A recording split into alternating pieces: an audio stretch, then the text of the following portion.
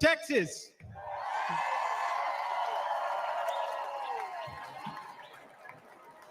Prior to being in Congress, I served on active duty in the Navy for 25 years. I was a Navy deep sea diver, an emergency medicine doctor, and a combat physician in Iraq. During that time, I also had the distinct privilege of serving for 14 years as White House physician. But most importantly, I served as the appointed physician to the greatest president that this country has ever had, Donald J. Trump.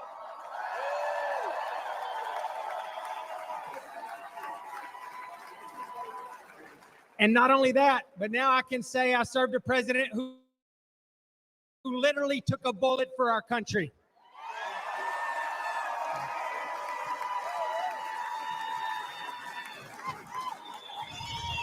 President Trump and I have been through a lot together over the years, but I have never, ever been prouder of his leadership than I was last Saturday.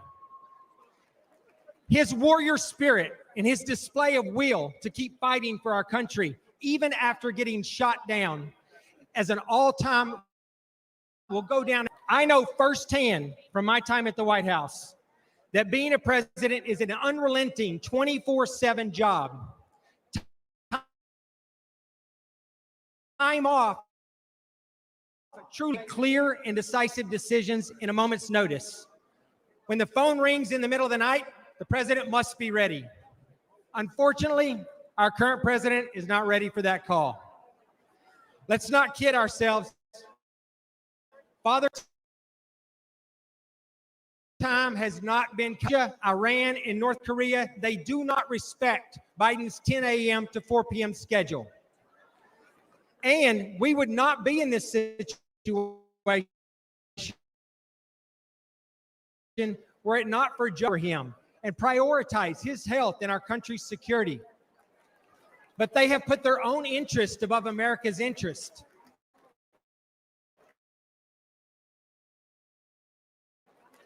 Perhaps the greatest, she has not been truthful with us. She has lied to us. She has put party above country, and she is as unfair.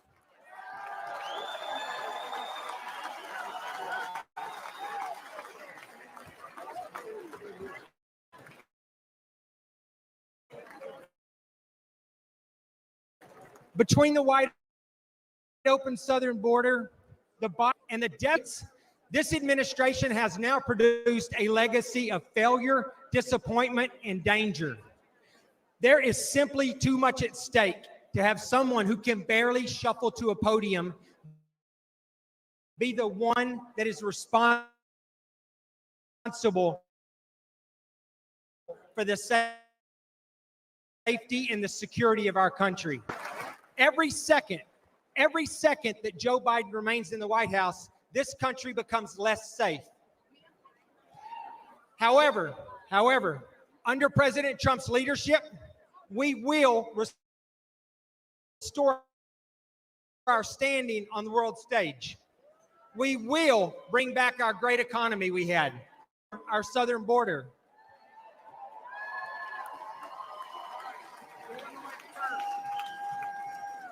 We will rebuild our great military. We will clean up crime. We will have a president who is respected by our allies and who is feared by our enemies and who leads with strength.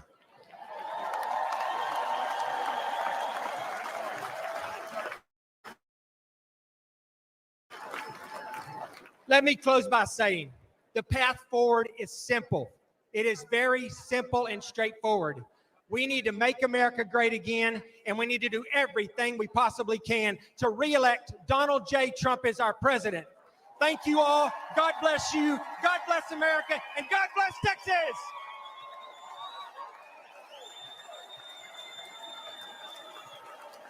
Ladies and gentlemen, please welcome former Acting Director of National Intelligence, Richard Grenell.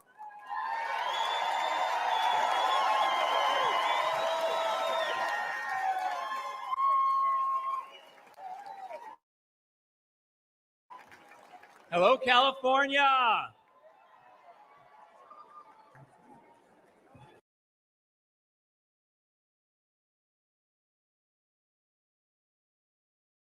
Last weekend, the American people bore witness to the instinctive courage of President Trump.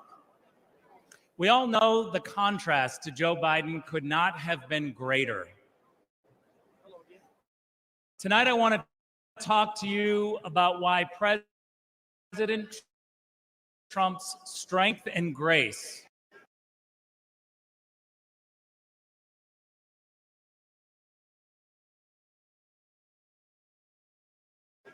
which now even his opponents struggle to deny, have consequences.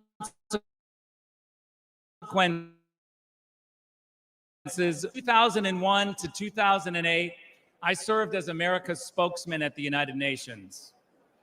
Back then, Republicans believed by military force. We were misled about weapons of mass destruction. We intervened in other countries that fitted other nations. We spent too many years ignoring America's priorities. That's what happened when Washington stopped being the capital of the United States and started being the capital of the world. There was only one man with the strength to call out the lies and failures of both Democrats and Republicans: Donald Trump. Donald Trump doesn't care if you're gay or straight, black, brown, or white, or what gender you are. He knows that we are all Americans and that it's time to put America first. After 16 years of wars and chaos, the world looked different when President Trump was in the White House. Russia invaded Ukraine under both Obama and Biden. But Putin did not dare escalate under President. Under Trump, China was challenged. Under Trump, the Middle East signed historic peace deals. Under Trump, Iran was broke.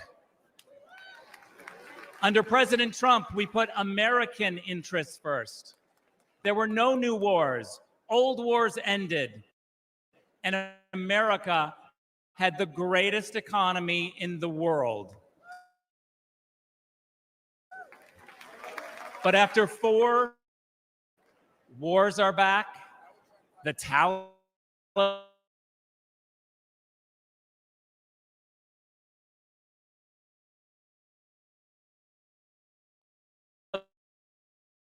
is back, and members from Joe Biden.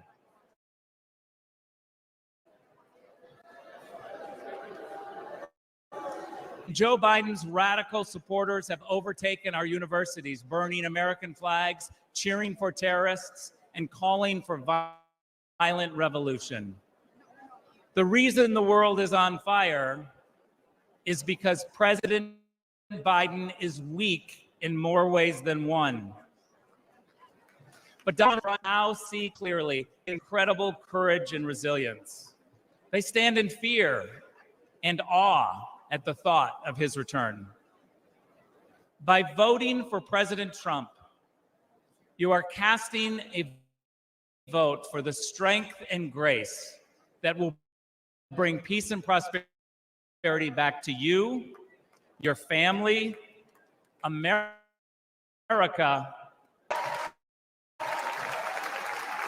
Don't let anyone ever tell you differently. Thank you very much. Ladies and gentlemen, please welcome Congressman Matt Gaetz of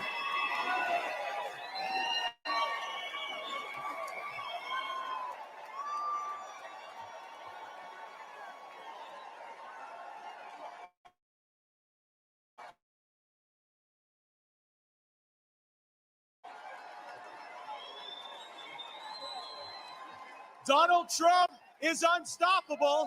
America will be unstoppable too. Meanwhile, Joe Biden's been out of it. Democrats have been hiding the real Biden for years. We saw people in the witness protection program more often than we saw unscripted Biden. Under Biden-Harris, America has fallen sicker, lonelier, and poorer. Under Trump, we prospered, we were richer, inflation was low, and there were two genders. Under Biden-Harris, inflation has gotten so bad you can no longer bribe Democrat senators with cash alone. You have to use gold bars just so the bribes hold value. Oh, the swamp draining will recommence soon, and I will be President Trump's strongest ally in Congress to pass term limits, to stop taxpayer funding for political campaigns, to ban members of Congress for life from becoming lobbyists, and for the same reason you don't let the referee bet on the game, ban members of Congress from trading individual stocks. I am proud to stand before you, the only Republican in Congress who takes no lobbyist money, no PAC money. It's not good for me. I work for you, not them. Our police and aid to countries that hate us. And President Trump understands that if it isn't racist to check ID for a hunting license or welfare benefits or a fishing license, then it is in every life.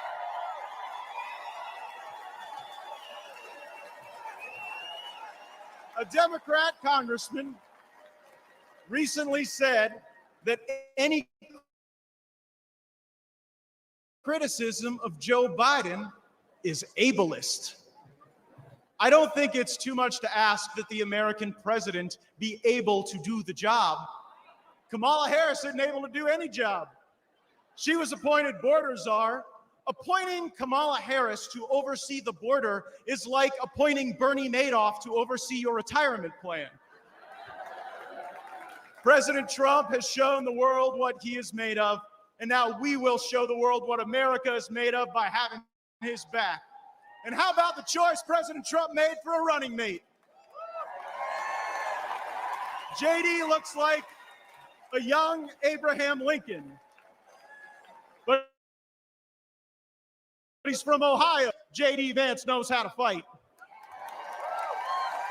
So they can run Biden from the nursing home, Harris, George Clooney, Robert De Niro, whoever they want to run. We are on a mission to rescue and save this country, and we run Trump to the end. Thank you all so much. Thank you for having my back. Let's go get him. Ladies and gentlemen, please welcome former United States Ambassador to the Holy See, the Vatican, Callista Gingrich.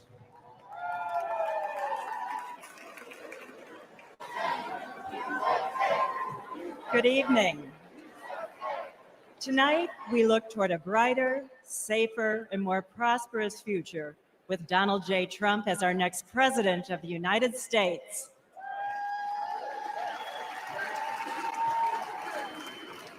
When I served as President Trump's ambassador to the Vatican, I witnessed the importance of having a president who stands up for religious freedom. Over the last 4 years, the failed right to worship freely and weakened our nation. Freedom of religion is one of our nation's most important foundational principles. Throughout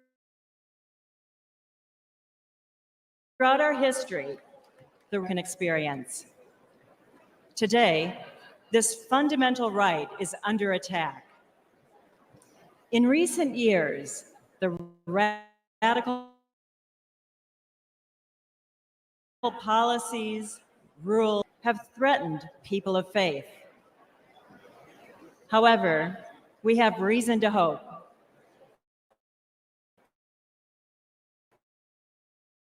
In our lifetime, defend religious freedom than President Donald Trump.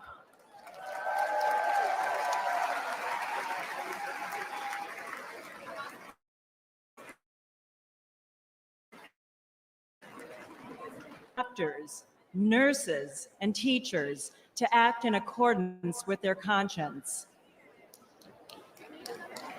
He appointed 3 Supreme Court justices committed to protecting our God-given right to worship.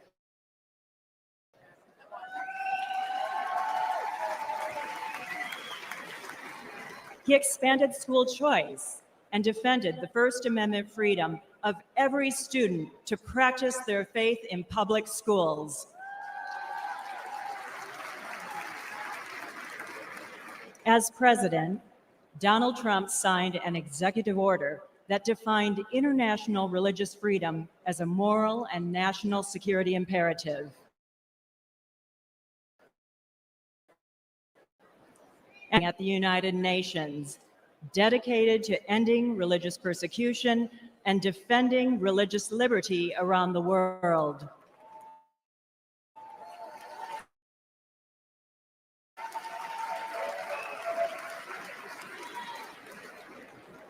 Tragically, many of President Trump's policies have been replaced by the Biden administration's anti-faith agenda that uses the power of the government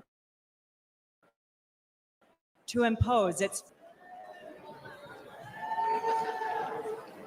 Biden's FBI has even stated that practicing Catholics present an elevated risk of domestic terrorism simply because of. Unlike President Biden, President Trump has a proven track record for promoting and protecting religious freedom at home and abroad.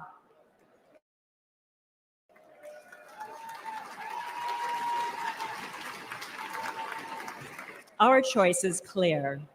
We need strong leadership, bold action, and unwavering commitment to preserve.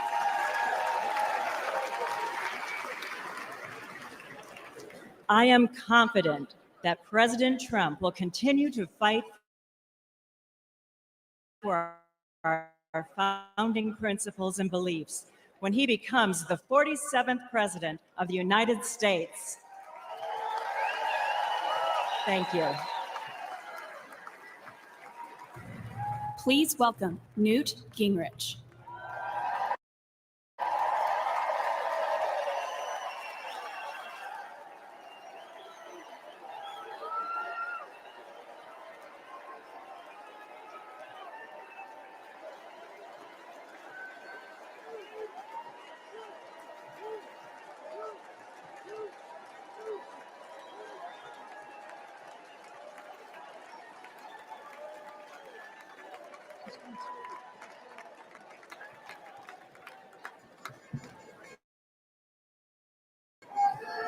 Thank you.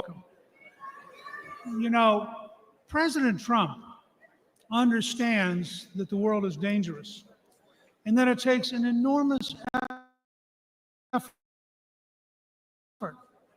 to defeat anti-American and anti-freedom forces around the world. He also understands that when faced with multiple adversaries across the globe, the Reagan principle of peace through strength is the only road for safety for the America and the American people.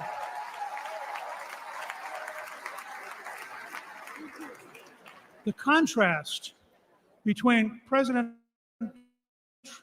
Trump's realistic policy of resolute strength in a dangerous world and President Biden's policies of appeasement, weakness, and self-delusion may be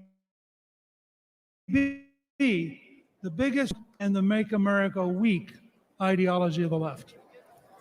We have to remember that the greatest threat to American safety is not Biden's brain. The greatest threat is Biden's policies and the people he appoints to implement them.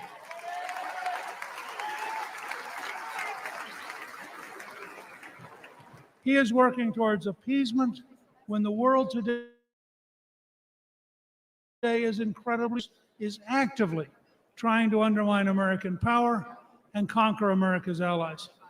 A religious dictatorship in Iran, which chants death to America, is on the verge of having nuclear weapons.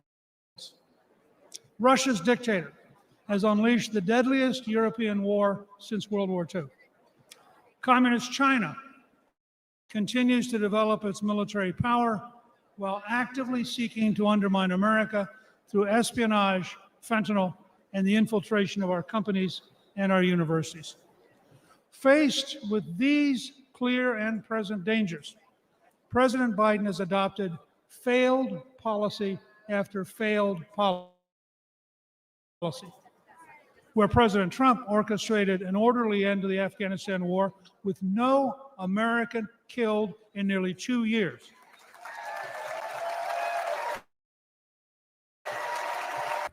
Ordered a chaotic, panic-filled withdrawal that left 13 American troops and hundreds of Afghans dead.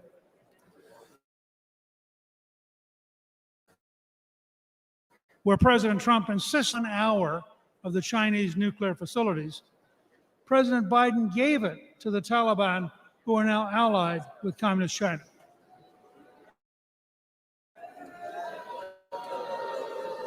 Where President Trump brokered the Abraham Accords and was moving the Middle East toward peace and cooperation, President Biden's weakness and confusion led to a terrible Hamas assault,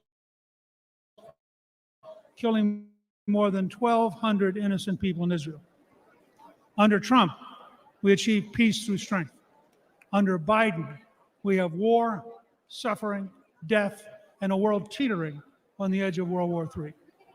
Like Prime Minister Winston Churchill and President Abraham Lincoln, President Trump understands that only a firm, courageous policy of strength will work in a dangerous world. The message for this November with Biden, or you can vote for strength and peace with President Trump.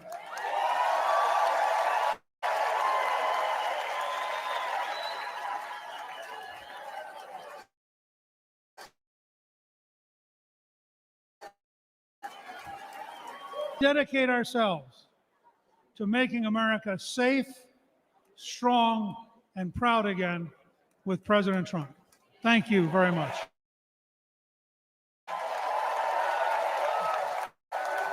Ladies and gentlemen, please welcome former Director of the United States Office of Trade and Manufacturing Policy, Peter Navarro.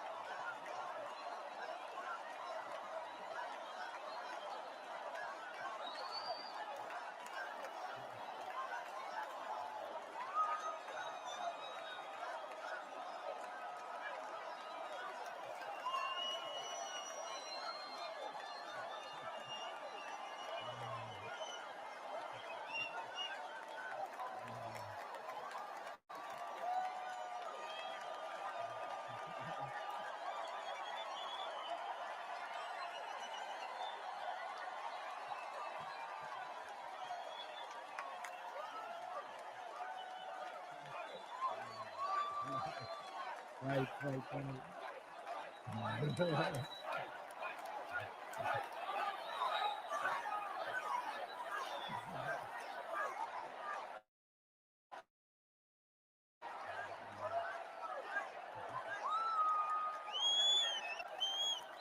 This is a beautiful thing, and I think I think you folks just want to know if you can see my MAGA tattoo I got there. Yes, indeed. This morning I did walk out of a federal prison in Miami Joe Biden and his Department of Injustice put me there. Tonight, I'm here with you in this beautiful city of Milwaukee. I've got a very simple message for you. If they can come for me, if they can come for Donald Trump, be careful, they will come for you.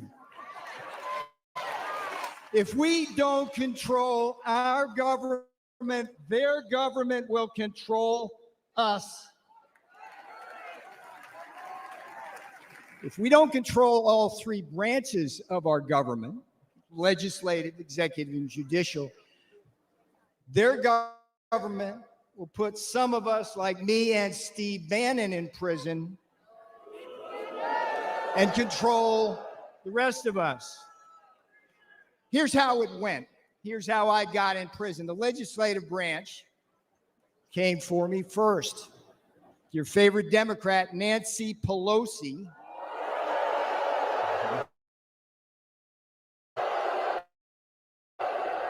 committee, which demanded that I violate executive privilege. What did I do? I refused.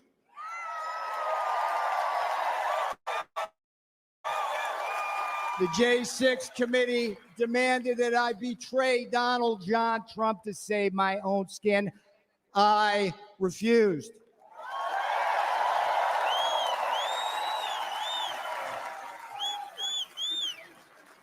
Here's the thing about the Constitution. They demanded that I break the law because they have no respect for it. I refused. And a Democrat majority in the House then voted no. All right, what happened next? The next jackboot to drop was the executive branch. Another one of your favorite Democrats, Democrat Attorney General Merrick, the winner. Him and Jack Smith indicted and prosecuted me for criminal contempt of Congress. Now, here's what's weird about it. It's something that Democrat prosecutors refused to do against one of their own, including two guys with blood on their hands, Eric Holder and Alejandro Mayorkas, the great border czar, right? They've actually gotten people killed for decades. For decades. The Department of Injustice right now, the Department of Justice policy on a senior White House advisor like me, the advisor's duty is to politely tell them to go pound sand.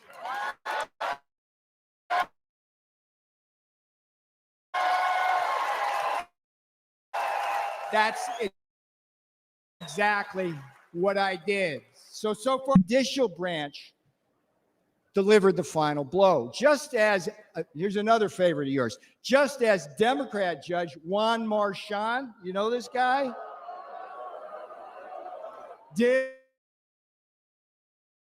to Donald John Trump in his Manhattan kangaroo court, another down this guy, Ahmed Maida, Obama appointee. They stripped me of every possible defense. And then what? Just like in Manhattan with Donald Trump, they threw me to the wolves of an anti-Trump jury. Guess what?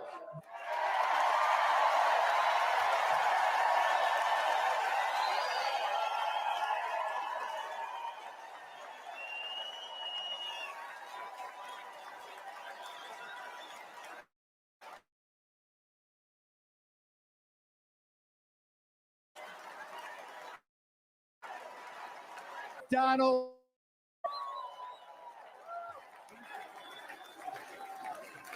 All right, now here's the most important thing I'm going to tell you. You may be thinking this couldn't happen to you. Make no mistake. They're already coming for you. Rio Grande opened our borders to what? Murderers and rapists. When Donald Trump said it, thank you for saying that. When Donald Trump said murderers, rapists in 2016, they go, oh, racist, whatever. We read the papers. It's murderers and rapists. Murderers and rapists, drug cartels, human traffickers, terrorists, Chinese, and a whole army of illiterate illegal aliens stealing the jobs of black, brown, and blue-collar Americans. They put them right on your front doorstep. Now, here's another thing Joe Biden did. You got to love this. The green news scam. We're in the heart here in Milwaukee, around all this, of the battery factories in Shanghai and slave labor in the Congo. Biden inflation. You're going to hear a lot of this because it's so friggin' true. Biden inflation is coming after what's left of your savings and eating your wages. And the Democrat, here's the thing. I'm sitting in prison thinking about this. It's just, they're indoctrinating them with poisonous attitudes on race and gender. And here's the thing, when politics fails, the investigations and prosecutions begin. They did it to me. They're going to do it to Trump. Pro-life activists and parents who are just standing up for the kids at school board meetings.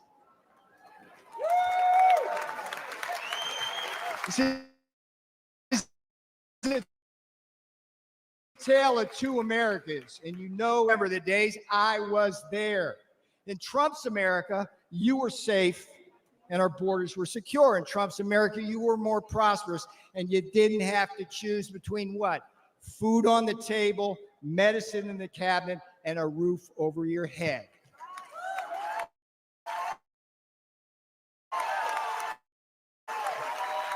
And in Trump's America, you didn't have to worry about being locked up for disagreeing with the government.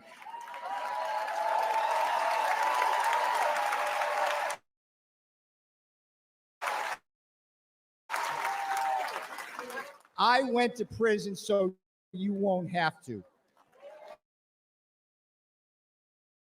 I am your wake-up call.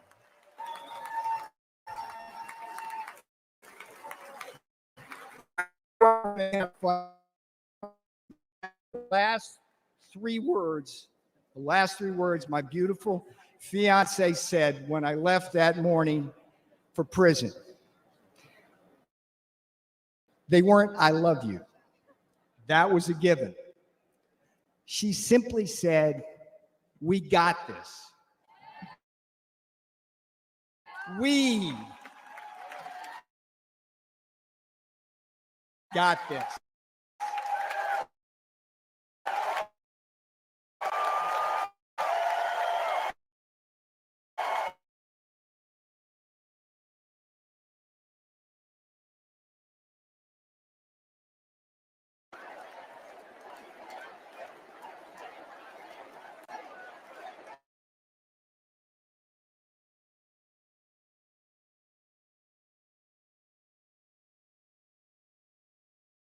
When they put people like me in prison and fire figurative and now literal bullets at Donald Trump, they also assault our families.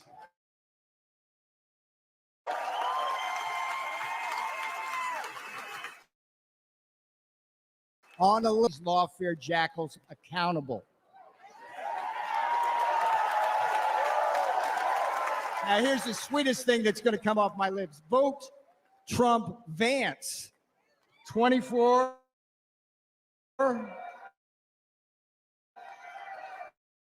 For Trump, 47. I'm Peter Navarro. I went to prison so you won't have to. This is my beautiful girl. She did the time with me. That's what these friggin' Democrats don't understand. They do this to our families.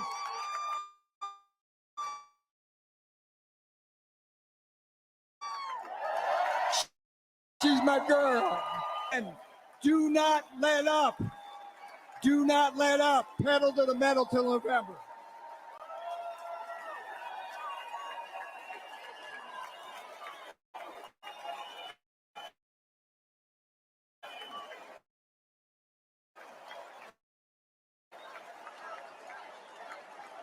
Ladies and gentlemen of Texas.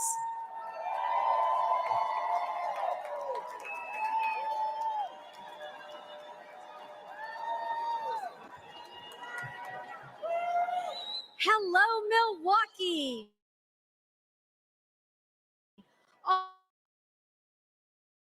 On behalf of the great state with you tonight,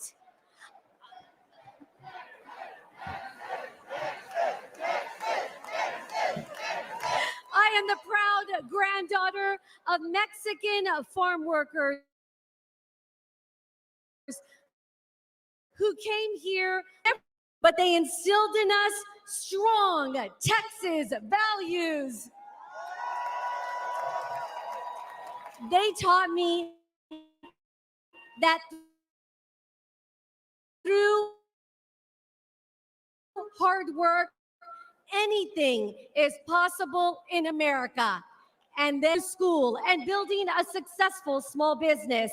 It wasn't easy, but I'm living proof that the American dream, el sueño americano, can become reality.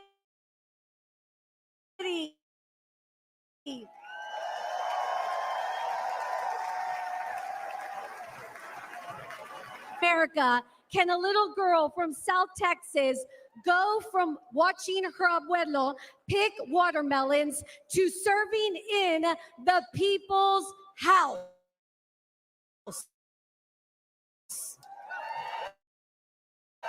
Now, as a mother, my kids' future, and I'm worried. The American dream is slipping away. Joe Biden and Kamala Harris make it impossible for hardworking Americans like the people in my community to get ahead. Their policies put home with inflation. They give benefits to illegal immigrants and cut Medicare Advantage for our seniors. They say their immigration policies are compassionate, but there's nothing compassionate about open borders. They threaten our national security, our precious children. Biden and Harris don't care about immigrants. They just use them for political gain.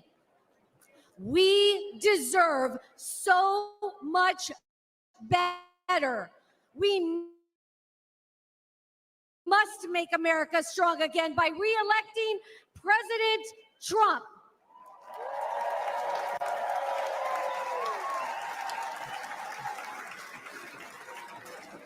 Under his leadership, we can put hardworking Americans first again into this border crisis.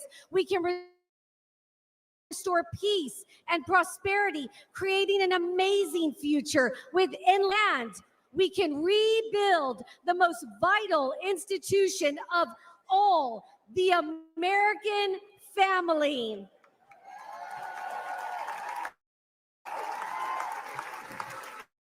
We can turn Joe Biden and Kamala Harris's national nightmare into a revival of the American dream. Good night. Ladies and gentlemen, please welcome former Acting Director of Immigration and Customs Enforcement, Tom Homan.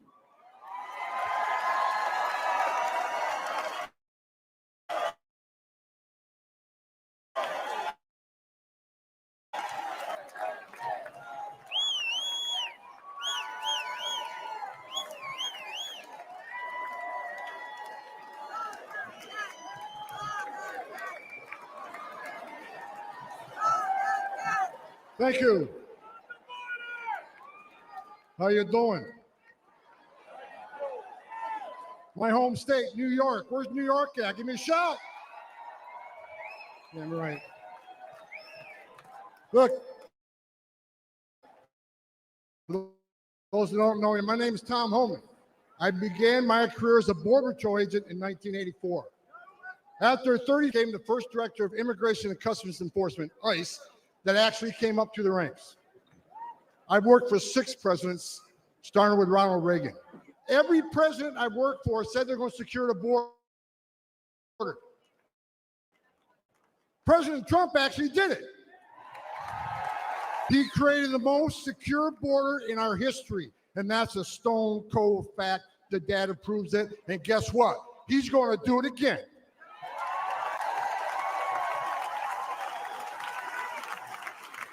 Under President Trump, we cut illegal immigration by 90%, the lowest level in 45 years. Deportations rose to, most importantly, 4 years under President Trump, we had 13 people we arrested on a terrorist watch list. Joe Biden, 381. And let's remember,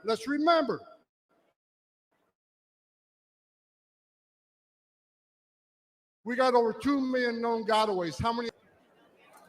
Biden is the first president in American history to come into office and unsecure a border. Who the hell does that?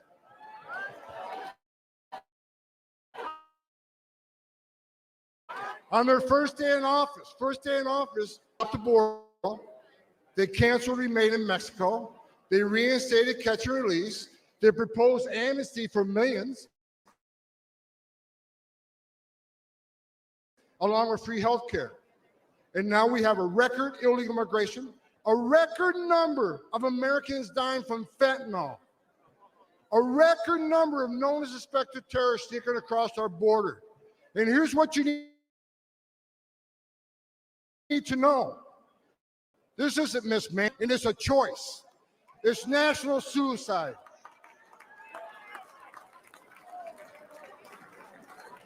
But you know what? On November 5th, the American people do have a choice, and they're going to stop this madness. I got a message. As a guy who spent 34 years deporting illegal aliens, I got a message to the millions of illegal aliens that Joe Biden's releasing our country in violation of federal law. You better start packing. You're damn right. Because you're going home. I got another message to the criminal cartels in Mexico. You smuggled enough fentanyl across this country to kill 148,000 young Americans. You have killed more Americans than every terrorist organization in the world combined. And that's when President Trump gets back in office. He's going to designate you a terrorist organization, and he's going to wipe you off the face of the earth. You're done. You're done.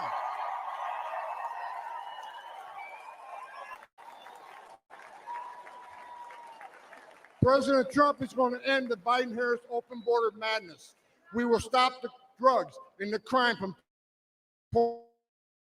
pouring your neighborhoods. President Trump, and he's going to make America safe again, and you can take that to the bank.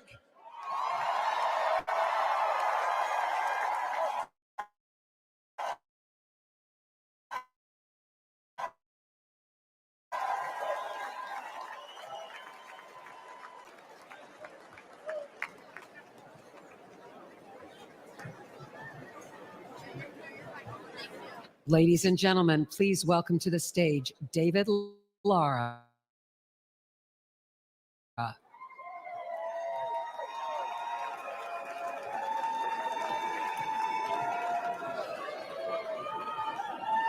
Hello, Milwaukee. Quiero un saludo a toda la comunidad y audiencia hispana. I am a proud husband and father of a small business in San Luis, Arizona, a town that sits directly on the U.S.-Mexico border. We are the front line of the Biden's border crisis. Small towns like mine bear the brunt of the chaos. Imagine when they know they don't have enough agents to detain everyone. Imagine strangers terrorizing your homes your neighbors, your yards, and local schools going fearful to let children walk home. Imagine the fire department using off-road vehicles to bring your neighbors to the hospital because the ambulances are taken by so-called asylum seekers. Imagine being treated as second-class citizens, as chaos and crime overwhelm your streets. I don't have to imagine this. I've watched it with my own eyes. I've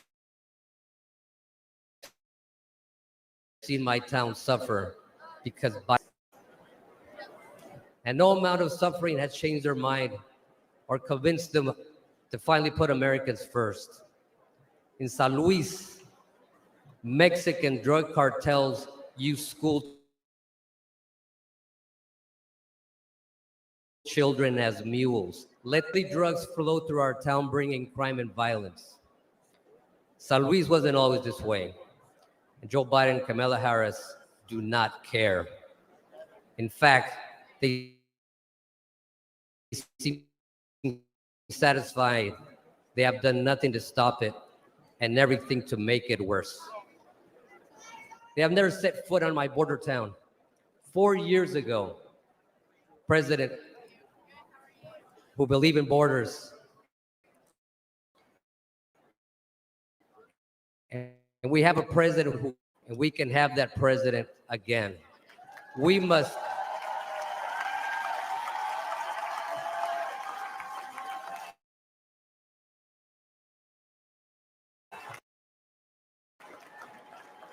order the crime and stop the drugs from pouring in.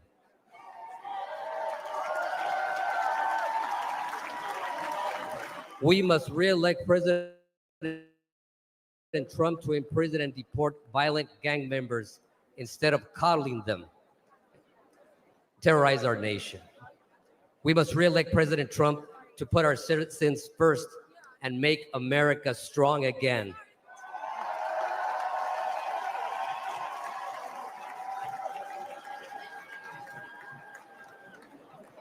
Los Latinos estamos con Trump. Thank you, Milwaukee. American Latinos for Trump.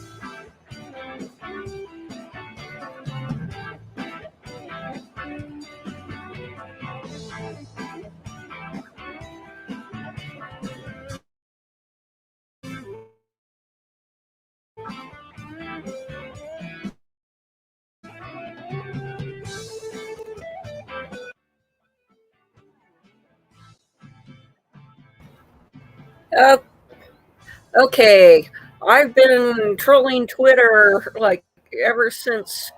Ladies Oh, and gentlemen, please. never welcome mind. President We'll do it next Jim break. And Sue Chilton. My name is Jim Chilton, and this is my beautiful wife, Sue. We've been married for 60 years.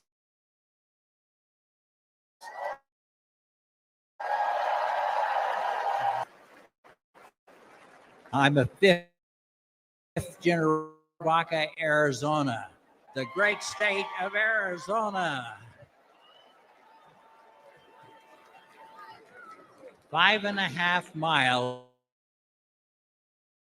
of our ranch is the U.S. for drug smuggling and human trafficking. On the screen, you'll see footage from our ranch. Since Joe Biden took office, our hidden cameras have recorded over 3 and others dressed in camouflage marching north through our ranch.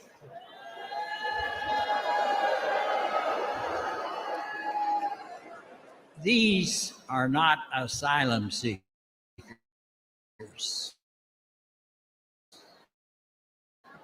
It looks like it is.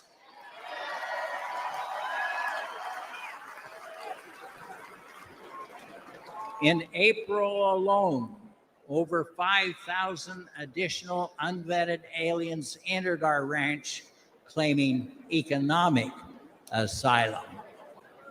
We know firsthand that Biden's open border is our nation's greatest national security threat.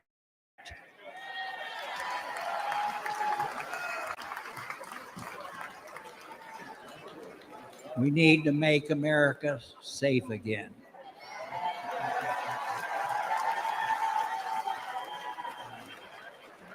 Every time Jim leaves the ranch house, I have to worry that he won't come back alive.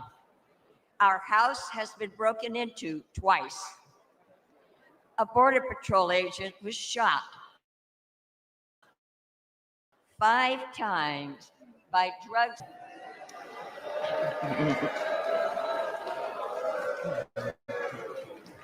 This year alone, 3 crossers died of dehydration on our ranch. The cartel drug smugglers are crossing our nation's border every day, lethal drugs into our country. This is chemical warfare.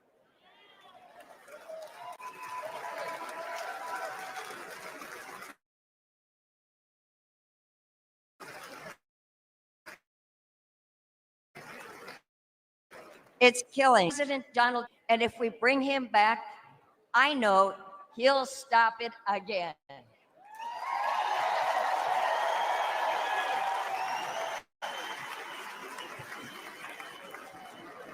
Biden, Harris, and the Democrats who support open borders are tens of thousands of American citizens. When Joe Biden took office, the Trump wall was nearly complete on our ranch. But Biden halted the construction and stopped the. Since then, crossing on our ranch has increased 5-fold.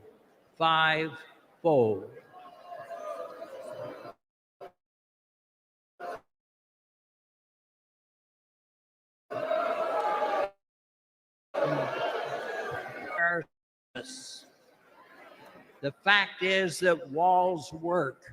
We must elect Donald Trump to finish the wall.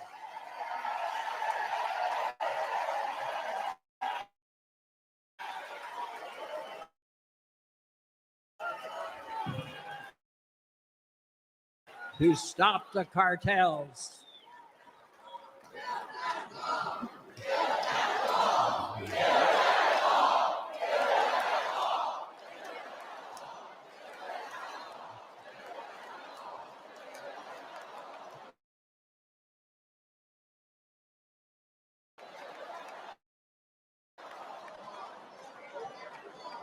And we must keep America safe and strong. Thank you. Thank you. God bless all.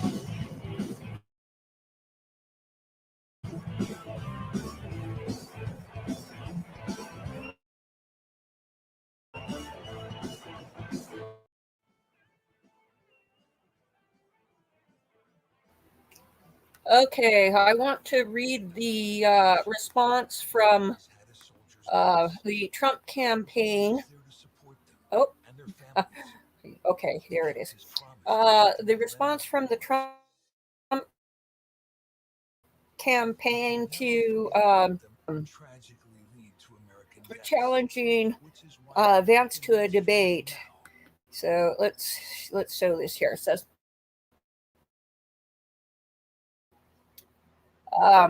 Trump campaign response to vice presidential debates.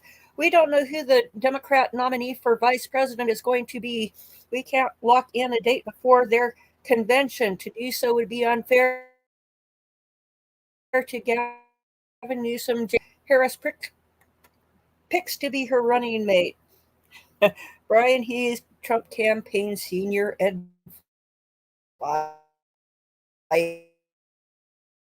advisor. So, okay. Let's see. Oh, here we go. Oops.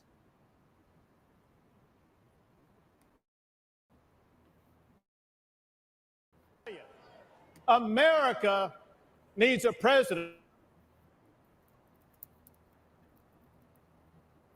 Needs Donald J. Trump.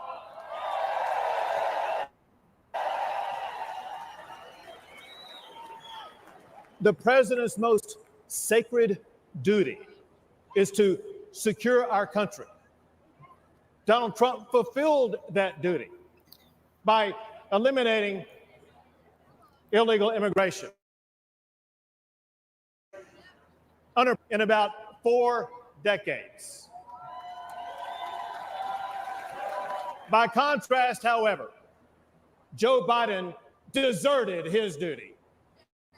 On his first day in office, he gutted President Trump's policies. And the result has been catastrophic. Under Joe Biden, illegal immigration has skyrocketed. Under his watch, around 11 million. That's more than the entire population of Michigan. It's twice the population of Wisconsin. Biden has welcomed into our country rapists, murderers, even terrorists.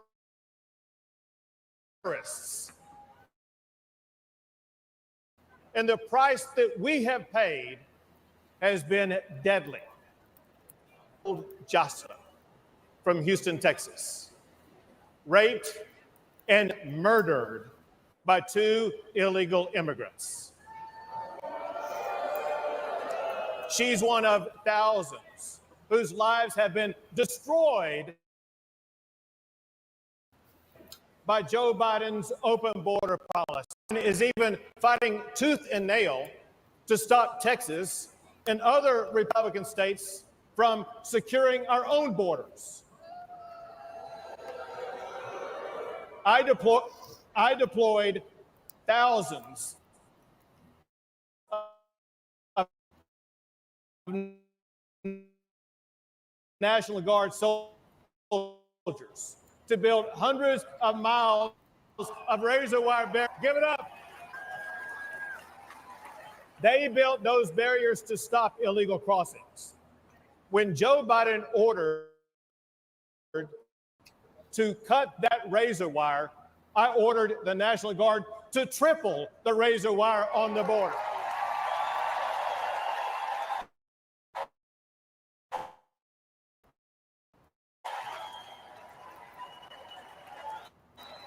When Biden took 50 acres of up to 5,000 illegal immigrants a day, I directed the Texas National Guard to take back our land and wire it shut.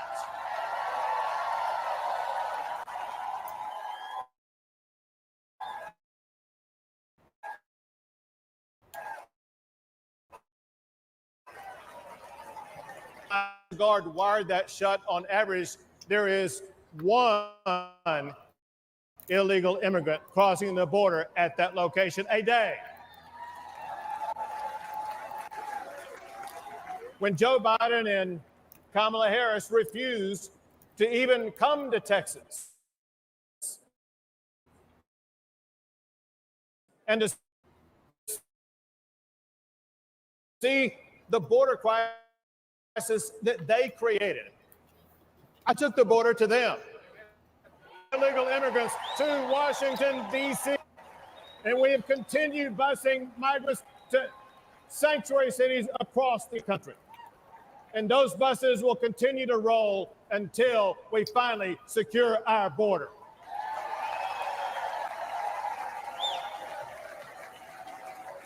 Fortunately, I see hope on the horizon, because on November the 5th, Joe Biden will be fired.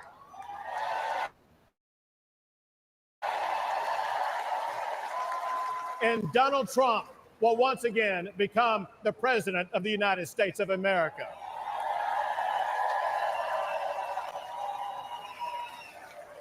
He will enforce the immigration laws. He will fight the Mexican drug cartels. And he will arrest the criminal illegal immigrants and put them behind bars. Or send them back.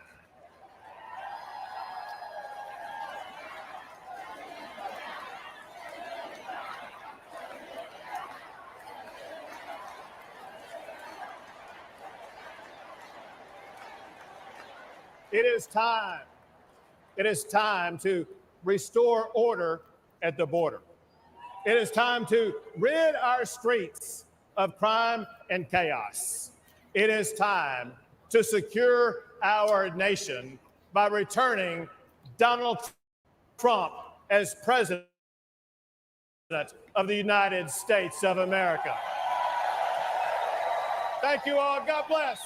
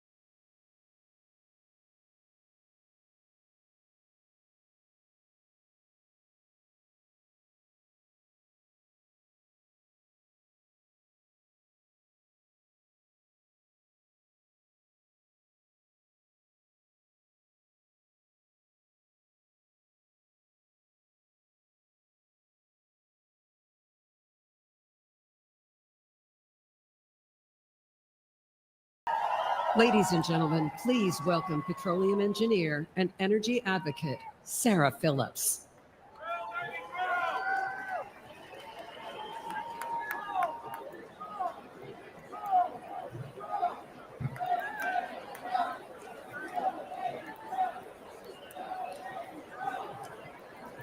Good evening, Milwaukee. This past Saturday, I was at the Trump rally in Butler.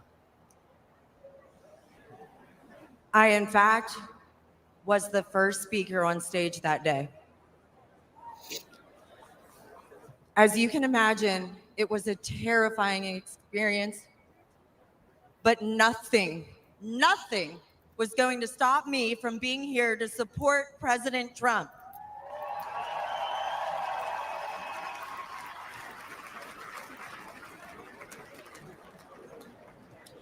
Thank God President Trump is alive.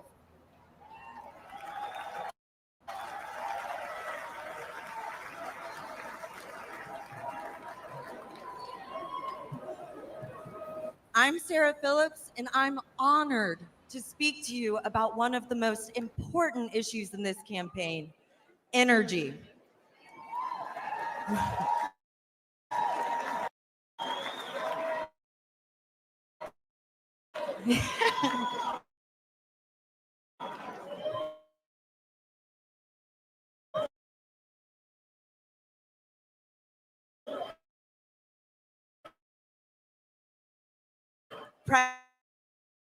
President Trump is high in energy.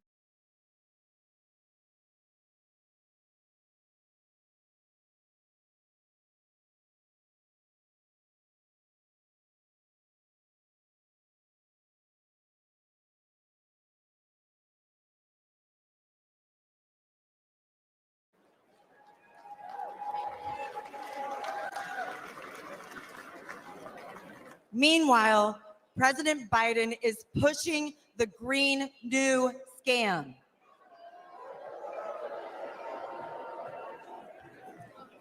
President Biden declared war on the oil and gas industry since day he canceled the and has proposed massive tax hikes on oil and gas.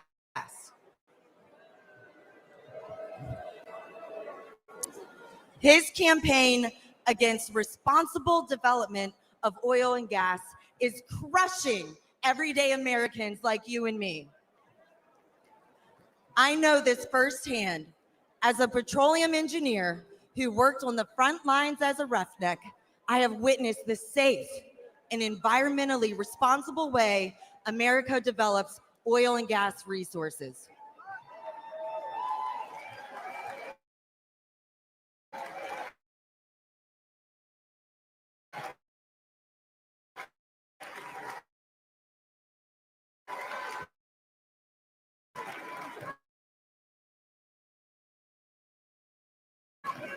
And I have worked side by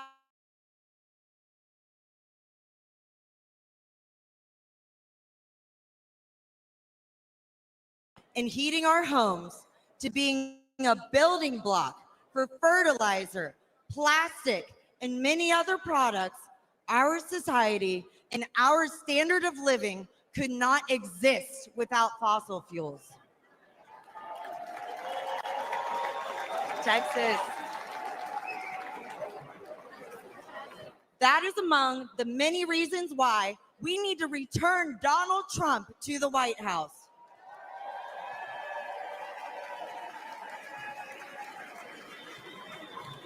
With President Trump back in charge, we'll not only be energy independent, we'll be energy dominant.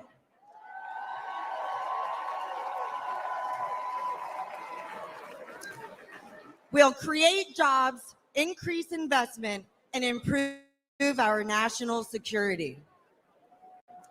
Under President Trump's leadership, America's great economic revival will be powered by American energy.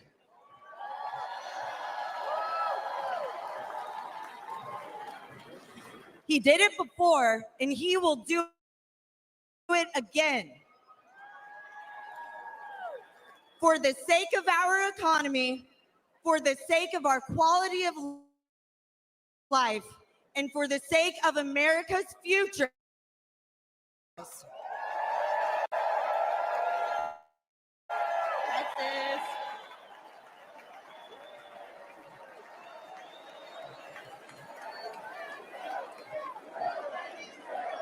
Drill, baby, drill. Drill, baby, drill. Drill, baby, drill. Drill, baby, drill. Yeah.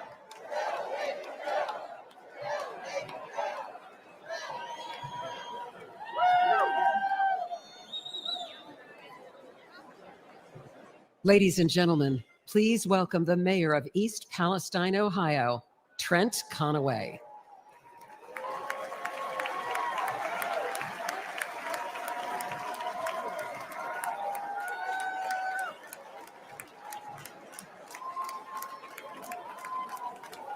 Good evening.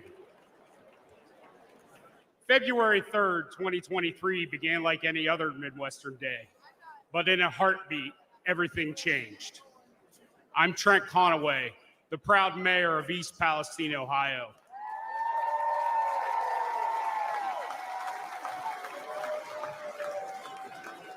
When the train derailed, spewing flames and toxic chemicals to our town, faced a disaster unlike we'd ever seen.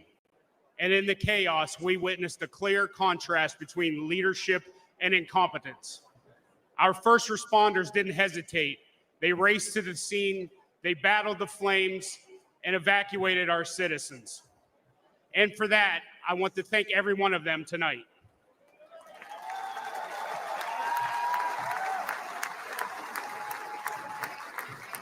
Unfortunately, the Biden administration's federal response was much different. It consisted almost entirely of meetings and press events. They talked and talked, but they delivered little help.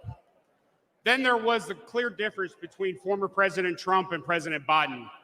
For the longest time, the White House was silent, and we never heard a word from Vice President Harris. I guess we weren't their type of folks. No Hollywood elites or Wall Street billionaires live in East Palestine, just hardworking Americans.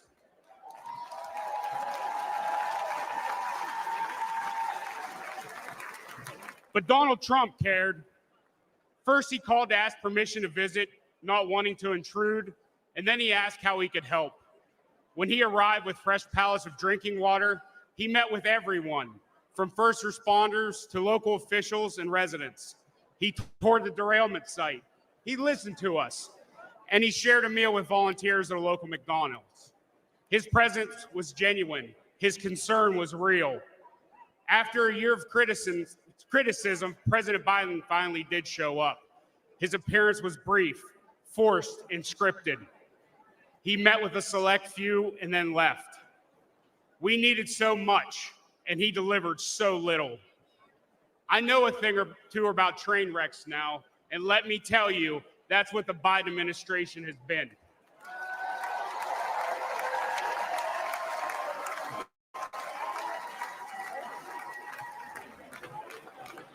Before President Biden derails our entire nation, we need to act.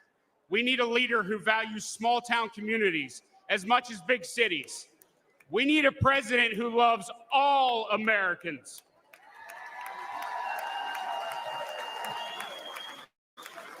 We need Donald J. Trump. Thank you. Ladies and gentlemen, please welcome the Governor of North Dakota, Doug Burgum.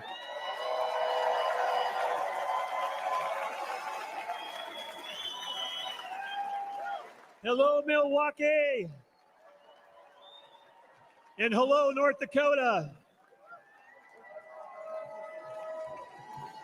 Feels good to be here. The last time I was in Milwaukee, in this building, standing behind a podium was for the debate, and I stood on one leg for 2 hours. You guys might remember I blew my Achilles the day before. But to kick things off, I have a question for you, and I need your help answering so nice and so loud that everyone at home can hear you. Are you ready? Who will make America energy dominant? Again, who will make America energy dominant? Well, that's pretty good, but it's after 4 p.m. in D.C., so how about one more time loud enough to wake up Joe Biden? Who will make America energy dominant? That's right, because when President Trump unleashes American energy, we unleash American prosperity, and we ensure our national security. Serving as a governor with President Trump was like having a beautiful breeze at our back. He cut taxes and he cut red tape. Serving as a governor under Joe Biden has been like a gale force wind in our face. Biden's war on energy hurts every American because the cost of energy is in everything we use or touch every day. Biden's red tape has raised the price of the gas in your car, the cost of food on your table, the clothes on your back, and it's even raised your rent. Biden's green agenda feels like it was written by China, Russia, and Iran. Let's look at Biden's EV mandates. Where do nearly all the batteries and rare earth minerals come from? China, you know. And the day that Biden halted permits for clean U.S. natural gas export facilities, just think about the party they must have thrown that night at the Kremlin, because Biden's policies are making Russia and Iran filthy rich. And they're using that money to fund wars and terrorism against our allies. At home, Biden is acting like a dictator. He's using mandates to shut down reliable baseload electricity. That's why your electric bills have soared. Nation's electric grid. 4 years of Joe will usher an era of Biden brownouts and blackouts. Imagine no electricity for your fridge, your lights, or air conditioning. President Trump will ensure that there is power for you, and importantly, that we have the power as the United States to beat China in the AI arms race.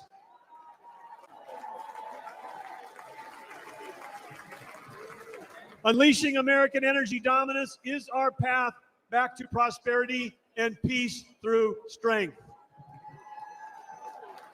Teddy Roosevelt encouraged America to speak softly and carry a big stick. Energy dominance will be the big stick that President Trump will carry.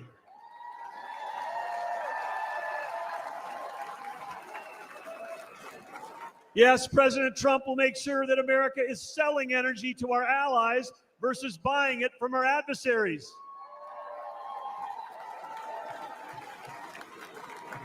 Innovation has always been the source of American greatness, and President Trump champions innovation over regulation. Last year, over that whole year, my wife Catherine and I traveled all across America. As all of you know, it's rural America that feeds the world, that fuels the world, and defends the world. Small towns with a huge impact, and rural America is Trump country.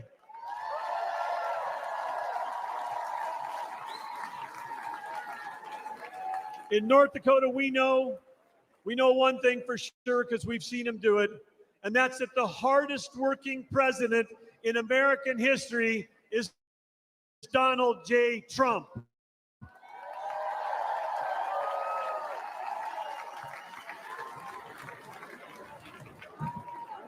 President Trump cares deeply about every American, rig workers, truck drivers, roughnecks, and yes, America's great farmers and ranchers.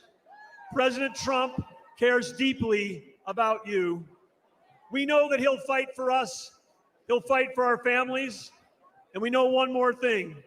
He'll let all of you keep driving your gas-powered cars.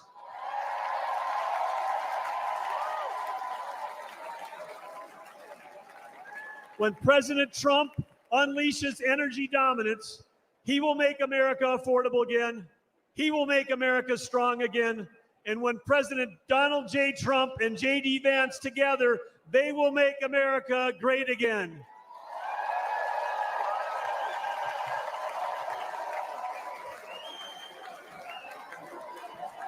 Ladies and gentlemen, please welcome former counselor to President Donald J. Trump, Kellyanne Conway.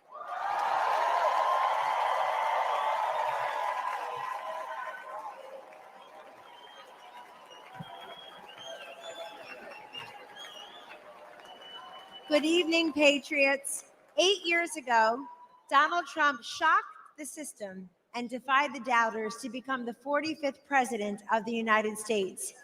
He didn't want fortune or fame, power and position. He already had all of that. Donald Trump and his family made enormous sacrifices to run and to serve as president. He didn't need to do it. He wanted to do it. My relationship with Mr. Trump was forged under fire in a foxhole in 2016 after he asked me to be his campaign manager.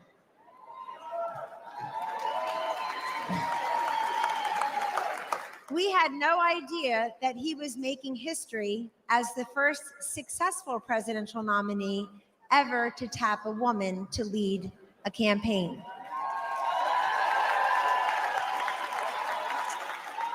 But that was a natural for Donald J. Trump. He had elevated women in New York real estate decades before when few people would. One morning, I was in an early senior staff meeting in the White House. And as I glanced around the table, something caught my eye. In that meeting were Sarah Huckabee Sanders, Mercedes Schlapp, Brooke Rollins, Ivanka Trump, and me. I soon realized that among us, we have 19 children. At the time, ages 2 through 16. Show me a C-suite in America where 5 working moms of 19 young children could have the highest rank in the company and work alongside the president.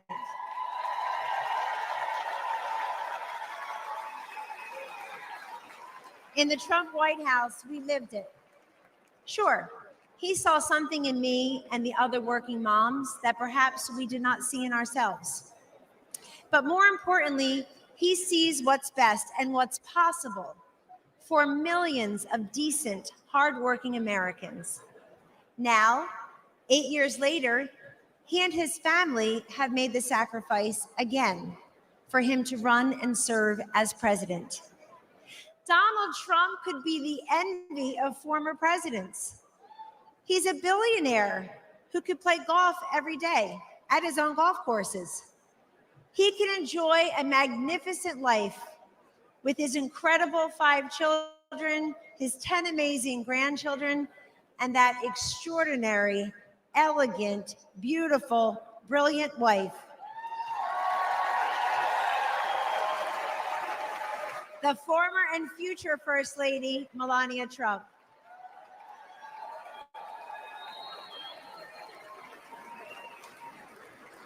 He does not need to do this, but we need him to do this. How often do we hear, I want Trump's policies without Trump's personality? Well, good luck with that.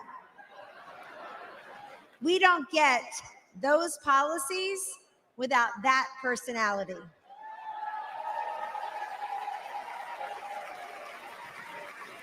Taking out al-Baghdadi and Soleimani, ending the ISIS caliphate, recalibrating trade deals, restoring sanity, growth, and fairness in our economy, making our southern border more secure and sovereign, supporting school choice, protecting life, respecting workers, backing our blue, our military, and our border patrol. You get that through strength and toughness. Weakness emboldens our adversaries, enables failure, and empowers evil. The answer to weakness is strength. The antidote to division is unity.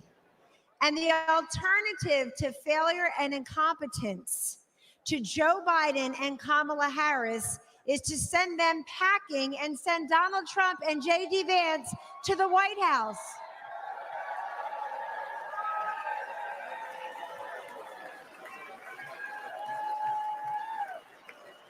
If you know someone who is skeptical about the Republican Party or who is cynical about politics, don't dismiss them. Talk to them. We win through addition, not division. In Donald Trump's Republican Party, everyone is welcome. Yes. We have been called deplorable, irredeemable, mega MAGA extremists, and worse. But Donald Trump sees you for who you are. You love your God, you love your family, and you love your country. In 2024, there should be no more hidden, undercover Trump voters. It's time to put that flag on your front porch, that red hat on your head, because we don't cave and we don't cower and we do not capitulate. Instead, we get up, we show up, we stand up, and we speak up.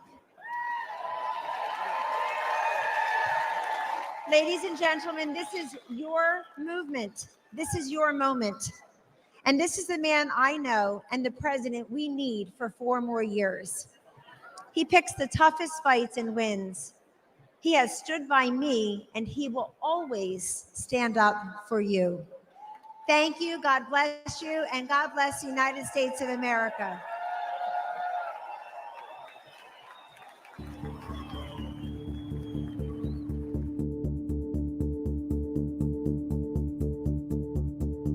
I would describe Joe Biden as an absolutely horrible commander-in-chief and a danger to every single person wearing the uniform. We don't have that sense of leadership. We don't. Chief would leave people behind. The military has been unfortunately demoralized. You've seen the enrollment drop precipitously under this administration. They don't feel like they have a leader,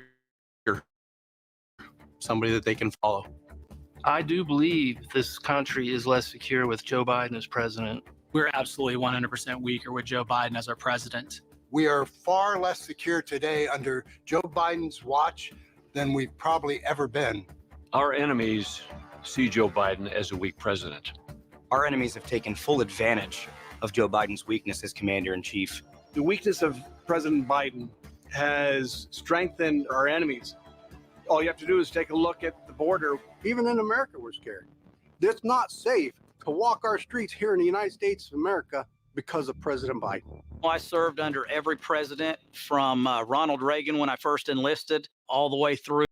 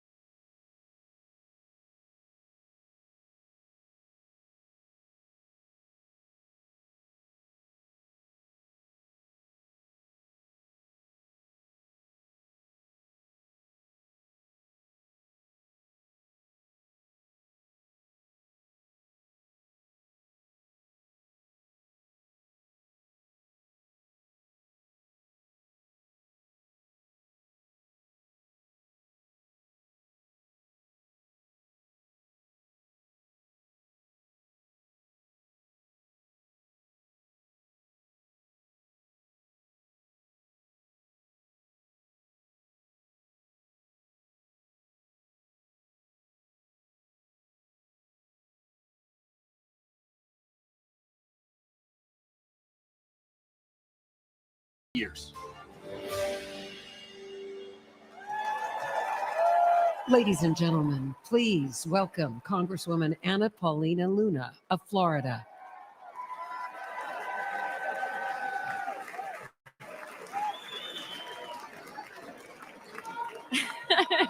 Thank you.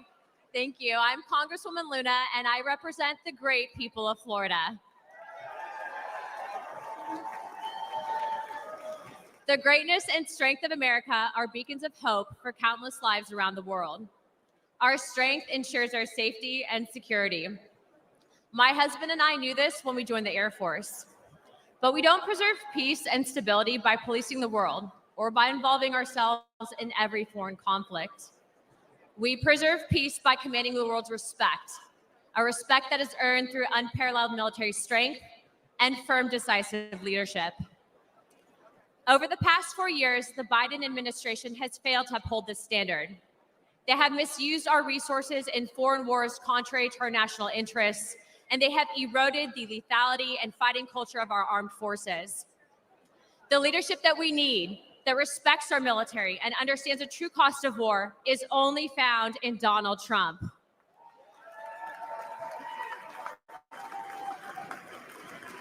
He will make America strong again.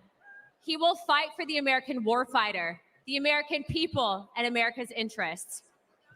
Hawks and globalist elites do not sway President Trump. He knows the cost of military action like I do. My husband was shot in combat by terrorists and continued to deploy in the fight against America's enemies. I know the fear and anguish of waiting for news about a loved one in harm's way and the pain of losing friends in combat. President Trump knows what it means to put your life on the line. Our service members and their families make immense sacrifices, and they deserve a president who respects that sacrifice and who would lay down his own life in defense of this great nation.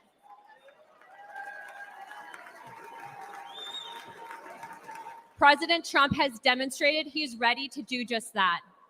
It is time that we all rise to his stature. The world needs a strong America, and America needs strong leadership. President Trump will provide it.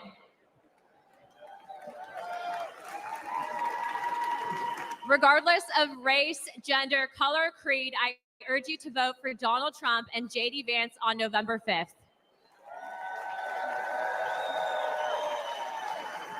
It's time to unite America. Thank you, Milwaukee. God bless the United States. Let's get him in.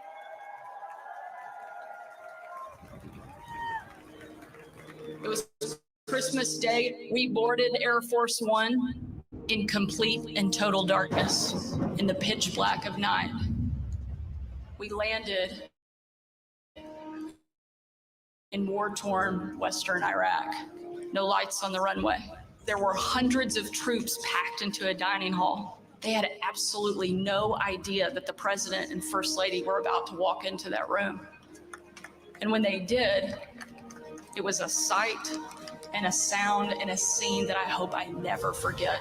That room absolutely erupted. That was the kind of patriotism President Trump brought back to our country. One of the young soldiers yelled from the back of the room, "Mr. President, I re-enlisted in the military because of you." And without missing a beat, the president said, "And son, I am here because of you." Ladies and gentlemen, please welcome Medal of Honor recipient David Bellavia.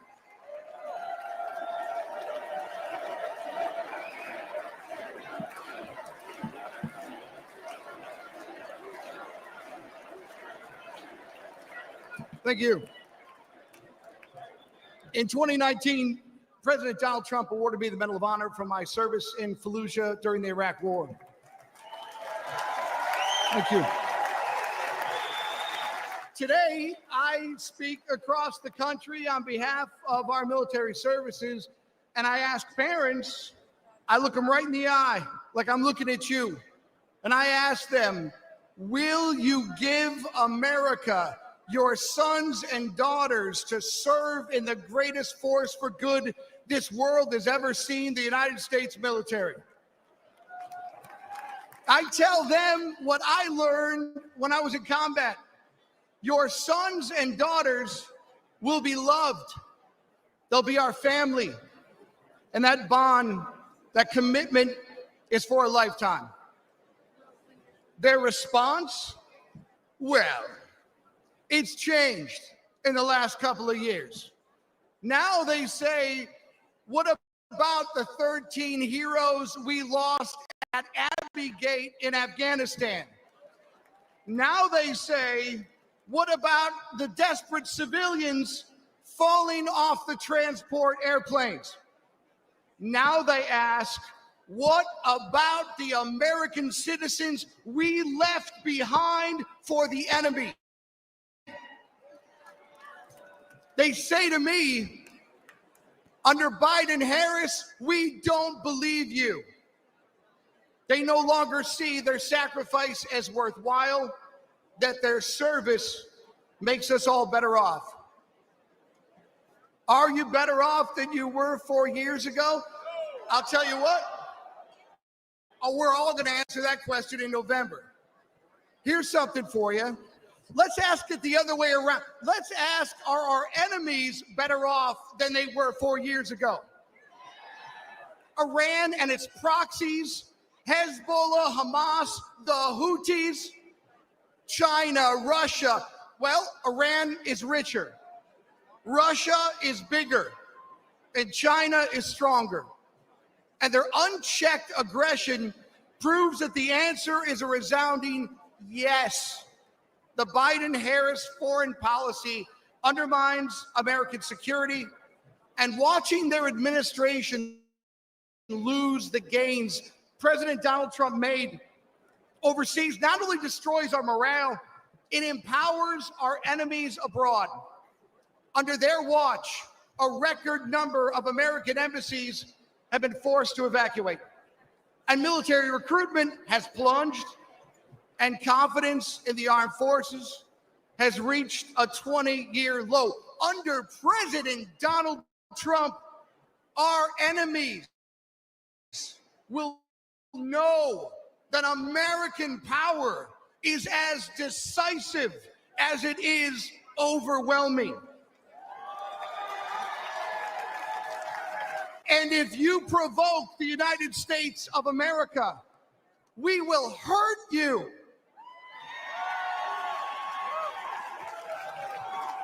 And if you threaten citizens of the United States of America, we will hurt you for generations to come, so help me God. Donald Trump is a commander-in-chief that I am confident to tell parents is at the helm. Donald Trump loves America. He too has bled for the nation that he loves. May God bless America.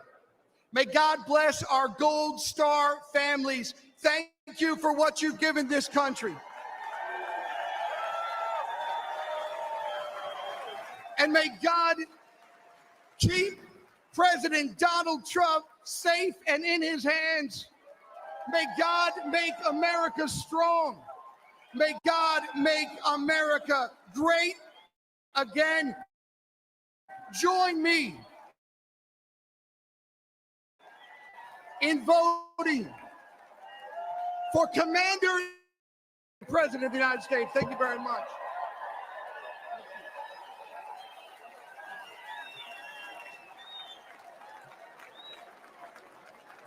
Ladies and gentlemen, please welcome Afghanistan war veteran, Scott Neal.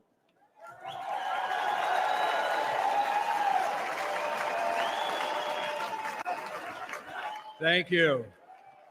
Look at all these great Americans here. Well, good evening, my fellow Americans.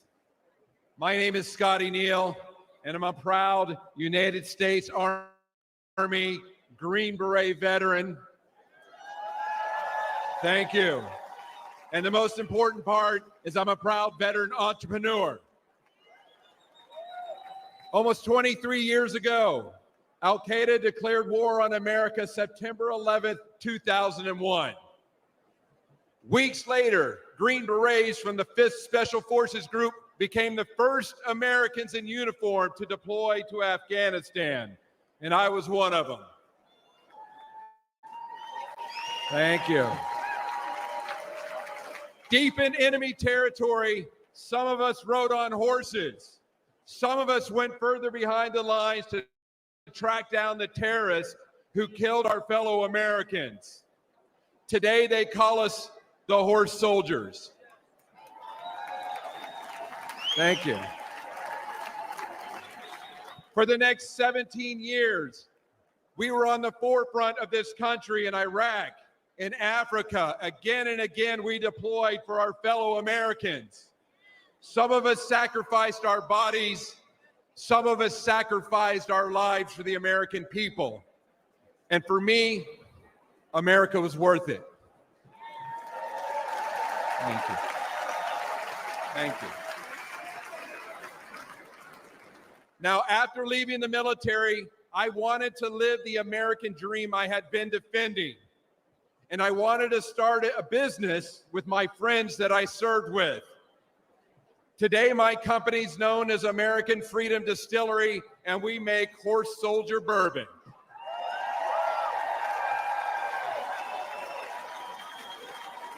We are building our forever home in the great Commonwealth of Kentucky. That's right, where true bourbon comes from, in a little small town called Somerset. Please come visit us. All of our ingredients are made here in the United States of America. We ensure we hire veterans. We want to prove that America remains the land of opportunity for those brave enough to reach out and grab it. But tragically, almost 3 years ago, my fellow veterans and I recoiled at the bloody anarchy of President Biden's withdrawal from Afghanistan. We saw weakness in chaos. We saw 13 of our brothers and sisters lose their lives. Most of us veterans who served got phone calls for those courageous Afghanistans that we fought with in the mountains as they were pleading with us not to leave them behind. Throughout our careers, we never had regrets about our service. But this moral injury caused many of us to ask, why did we serve if this was the outcome? But despite this dark chapter, I know America is good. We're still the shiny city on the hill that everybody wants to come to. But we need a president with a record of making our country better and not worse. And that's why I'm voting for Donald Trump. Exactly.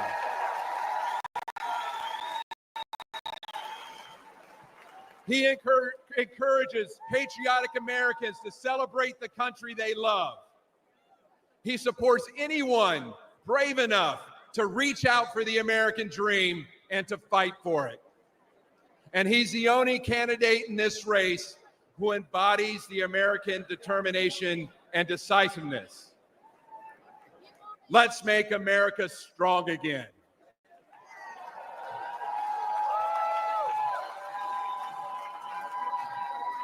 Let's vote for Donald Trump.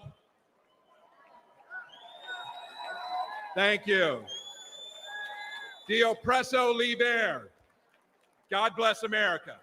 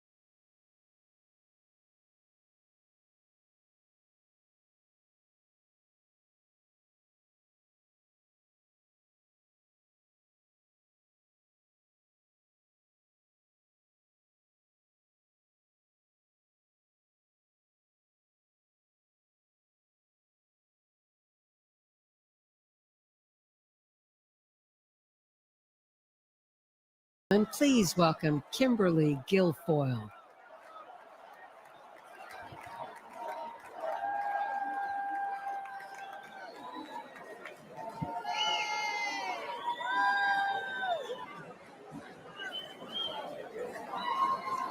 Good evening, ladies and gentlemen.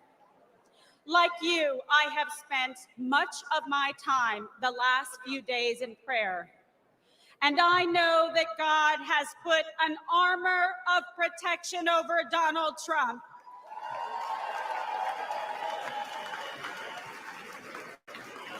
We are all reminded that love for our nation and the beauty of life itself transcends all hatred and political divisions. I stand before you tonight, more convinced than ever.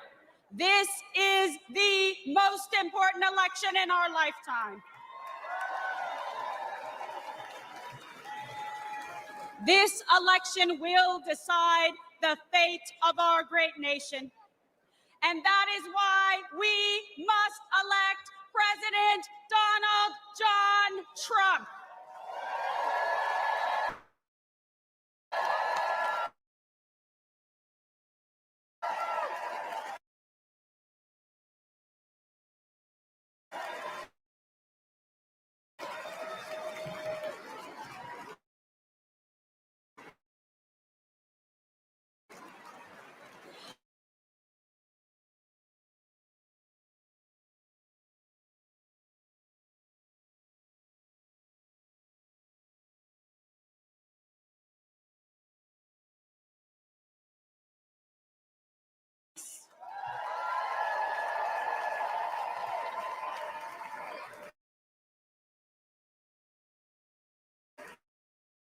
Donald Trump, safe and prosperous. He will make America feared by our adversaries and respected by our friends. And most importantly, he will always put America first.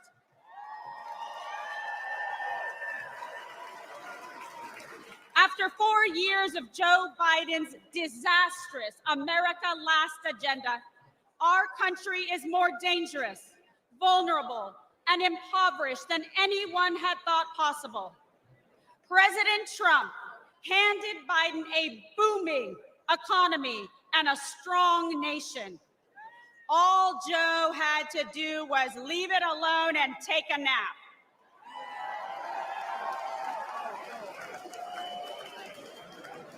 But Joe just couldn't help himself. Joe Biden cannot lead America. He cannot even lead himself off a stage. Now Americans are drowning in inflation. Insanity spreads like a cancer in our schools. We are closer to World War III than any time in my life. And we are facing an unprecedented invasion of millions of illegal aliens across our southern border. Rioters and looters go free, while Biden and the Democrats persecute American heroes like Donald Trump.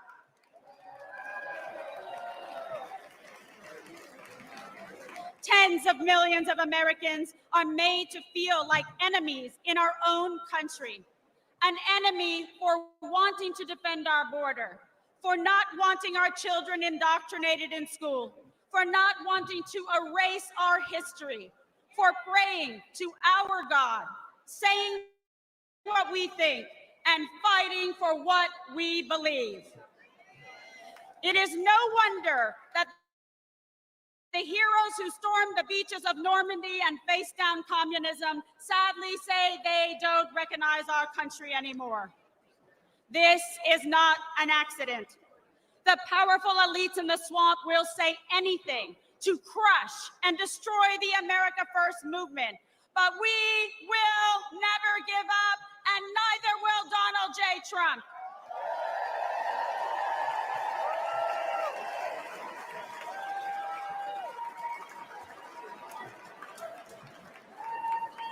I know I speak for patriots everywhere when I say we are fed up. We are outraged about sex trafficking and drug trafficking across our southern border. We are fed up with the forever wars. We are done being told by the radical left to sit down, shut up, and obey. The Democrat vision for America is governed by fear, hatred, and political oppression. Our vision is defined by a love of our country, love for our fellow citizens, and our love of freedom.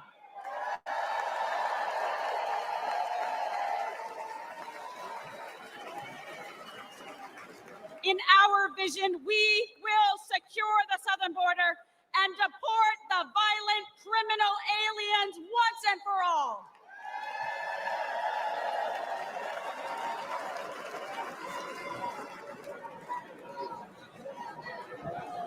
In our vision, America will combat foreign aggressors and ensure our service members are protected, not abandoned, as they carry out their dangerous missions abroad. Because we know we can only have peace through strength.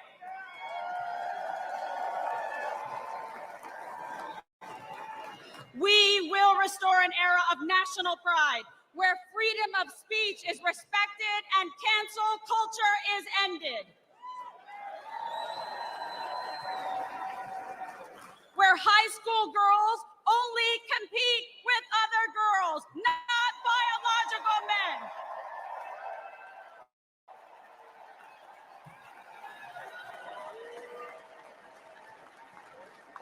Where struggling cities never put criminal illegal aliens above our heroic veterans and brave law enforcement. Where our streets are not ruled by gangs and rioters, but governed by law and order. Where students are freed from failing schools and corrupt teachers' unions through universal school choice.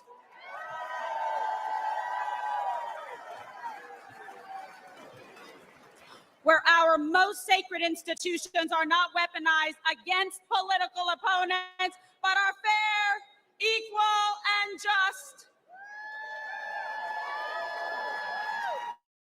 And where we teach our children to love our country, learn our history, and respect our American flag.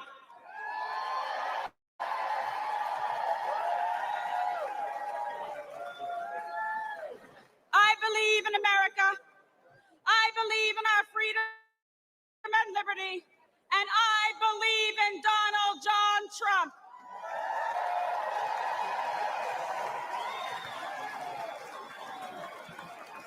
And I want Joe Biden, Kamala Harris, and all of the radical Democrats to know this. We will not be bullied into obedience. We will not cower in silence. We will fight for America because we love America.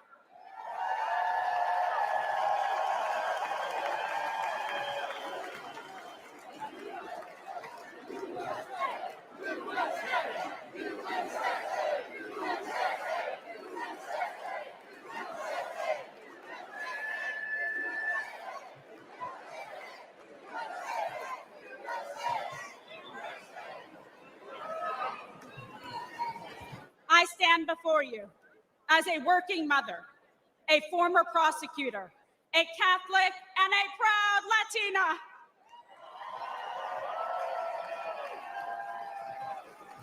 I know personally what every American has now seen with their own eyes.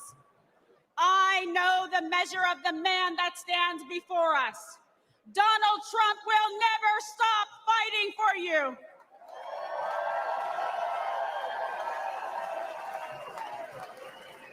So join me in voting for Donald J. Trump for president again.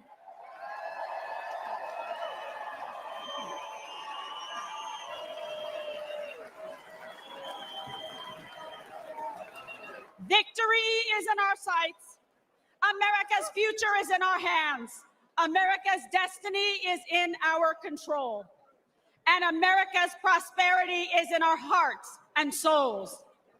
America, this is your moment. Will you stand for President Trump? Rise up! Rise up! Ladies and gentlemen, lovers of liberty and freedom and the American dream, this is our last chance to make America great again. God bless you.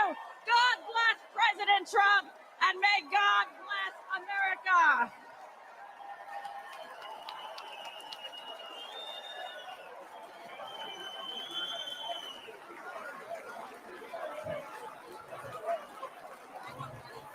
Ladies and gentlemen, please welcome Congressman Michael Waltz of Florida.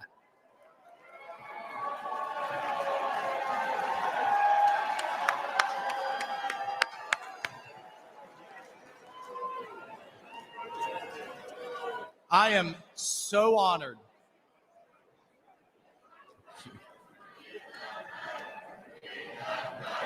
Thank you.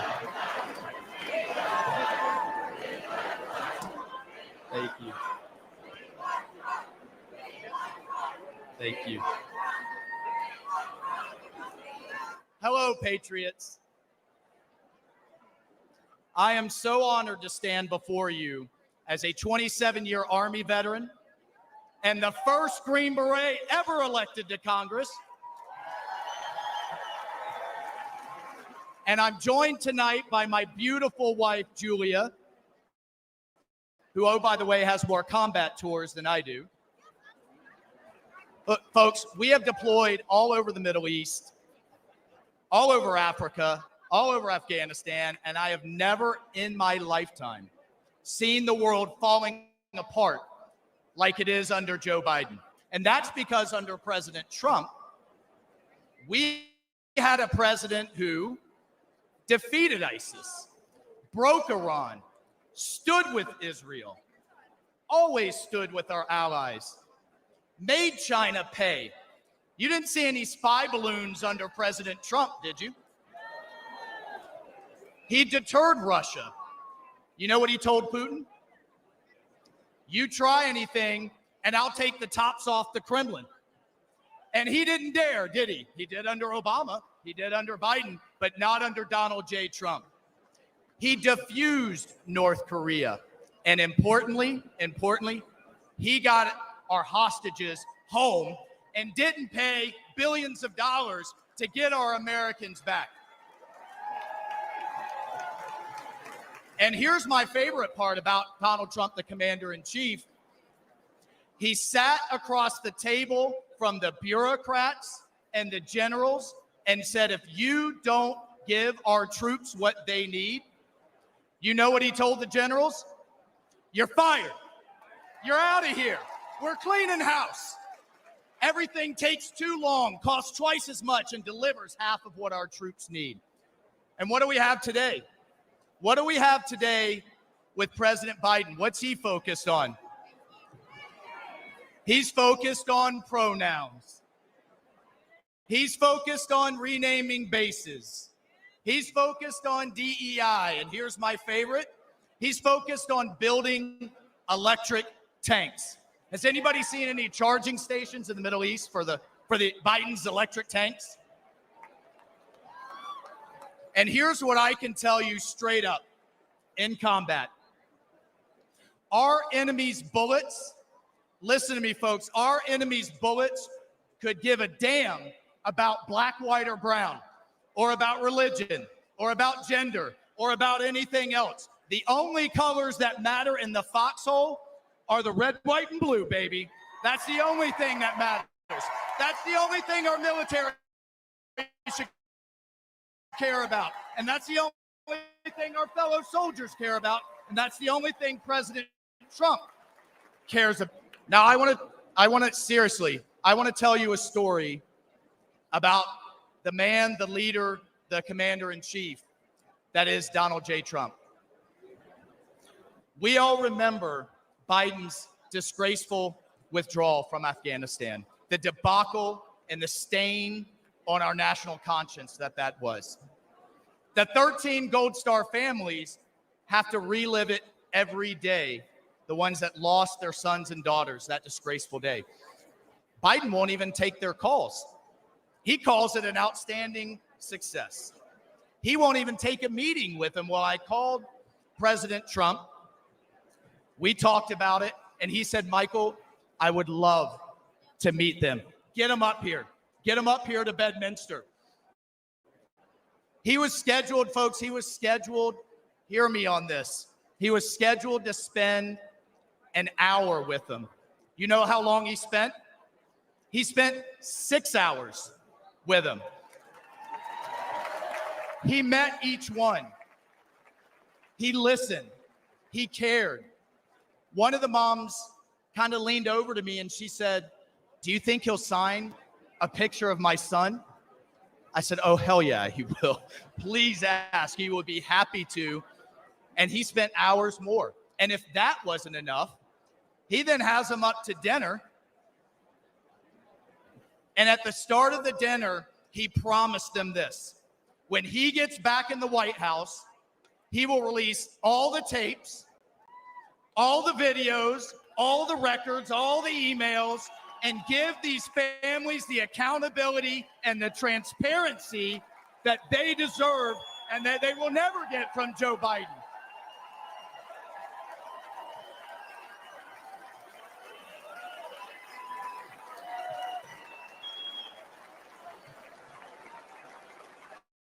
And then God bless this man. This is why I love this man so much.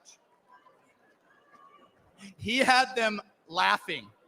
He had these moms that have been through so much crying. He had them, I love this. We saw DJ Trump in action playing Sinatra, playing Phantom of the Opera. He had these moms dancing with their husbands. 2 of them came up to me afterwards and said, this was the best thing that had happened to them since they had lost their sons. That night with President Trump.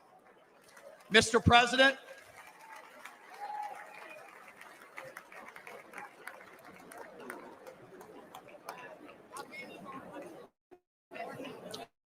Mr.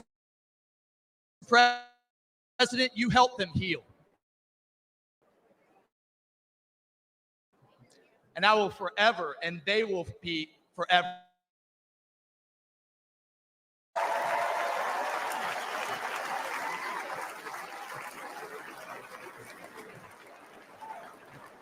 Patriots, that's the Donald Trump that I've come to know.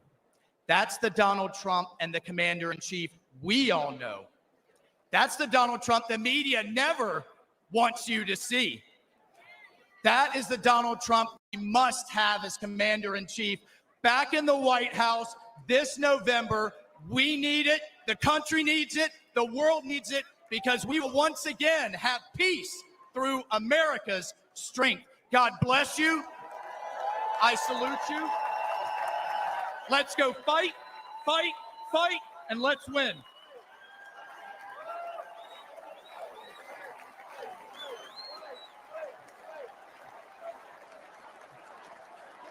Ladies and gentlemen, please give your solemn attention to the following video presentation honoring our nation's Gold Star families.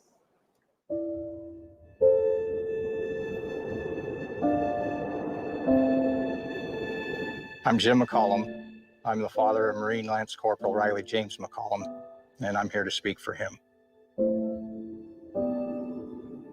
My name's Alicia Lopez. I'm Herman Lopez, and we're the parents of our son, Hunter Lopez, a U.S. Marine stationed in Camp Pendleton, San Diego, California, who passed away on August 26, 2021 in Kabul, Afghanistan. My name is Abby Sanchez, and I am the voice for my brother, Corporal Humberto Sanchez. My name is Coro Braceno, and I am Corporal Humberto Sanchez's mother. My name is Stephen Nakui. I'm here for my son, Kareem Nakui. I'm here today to give my son a voice. My name is Cheryl Jules. I am Sergeant Nicole G's aunt. She was a U.S. Marine that was killed in the Kabul, Afghanistan withdrawal. My name is Christy Shamblin, and I'm here for Sergeant Nicole G. United States Marine who was killed in the Afghanistan exit. My name is Kelly Barnett. I'm here to give a voice to my son, my best friend, Staff Sergeant Taylor Hoover. And my name's Darren Hoover, and I'm here to give voice as well for our son, Staff Sergeant Taylor Hoover. When we started hearing that the Taliban was moving in, that there wasn't more military being deployed, and that they had decided that the Taliban was our security, that was when I became terrified. They were just kind of left there, hung out to dry. For you from Afghanistan, where there are significant casualties, including some Americans from a I was at work and heard about it. Instantly had that just chill go through me. And I started sending messages. I'm talking to people. I'm calling his girlfriend. I'm saying, well, have you heard from him? Calling his sisters. Have you heard from him? You know, we're texting. We're saying, please, just send us a text. Just whatever. Just let us know that you're okay. When all the explosions went off, I had messaged her and I said, hey, you know, I know you can't say anything, but, you know, just an emoji, just a bubble. And then 3:30 in the morning that night, I got the knock on the door. You know, there's no other reason 2 Marines are standing on your door. Right away, they told you, we have news about your son, and he just passed away. I just start screaming. I throw myself on the floor. I pull up the street and I see a white van. And once I saw them, I knew.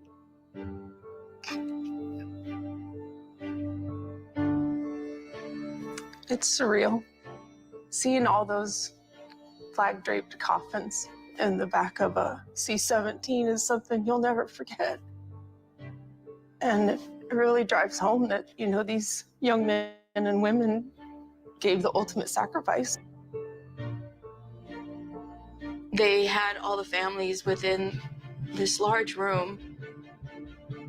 The president showed up, and that was, it wasn't what I was expecting.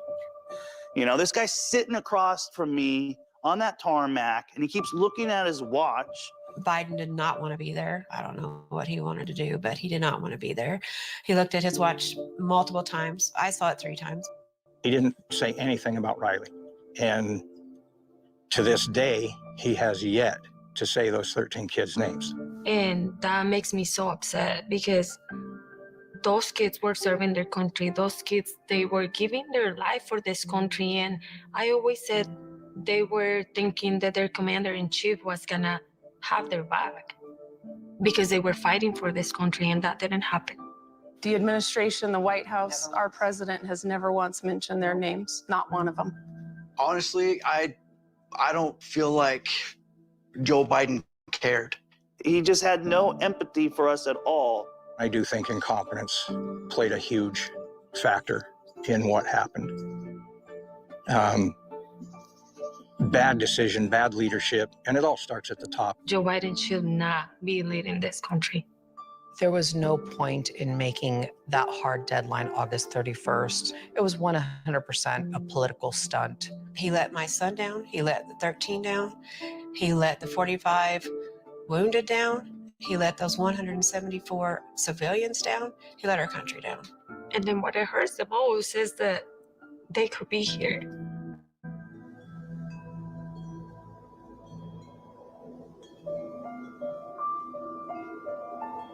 We fully understand we can't bring back our kids, but there are thousands and thousands more out there that are going to come home the same way if something doesn't change. We're the United States of America. We can do better by our men and women that are risking their lives for this country. We can do better for them than that.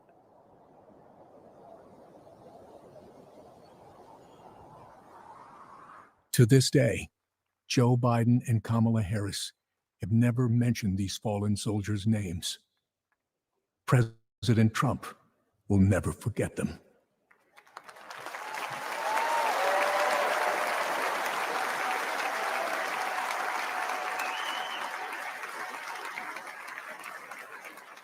Ladies and gentlemen, please welcome to the stage the Gold Star families of our fallen heroes.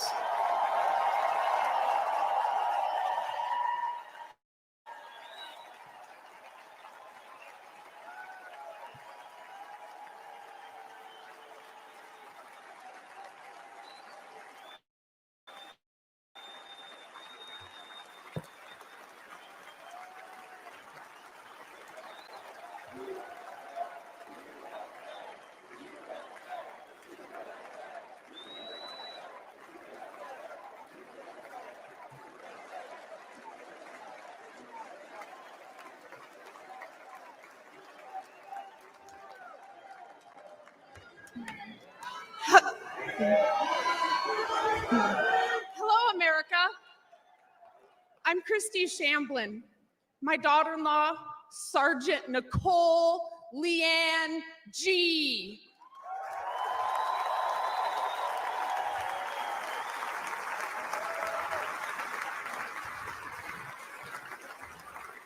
Was a United States Marine, and she was killed at Abbey Gate in Afghanistan, a lover's and sister in arms. While Joe Biden has refused to recognize their sacrifice, Donald Trump spent 6 hours in Bedminster with us.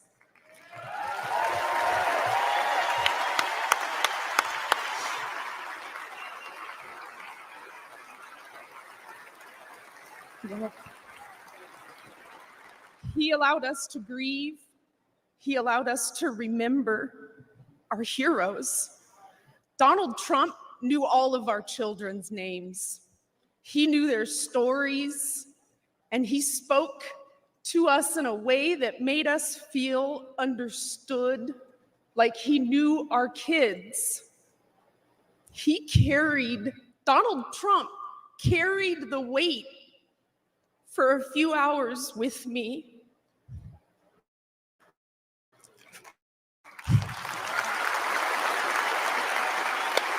Yeah.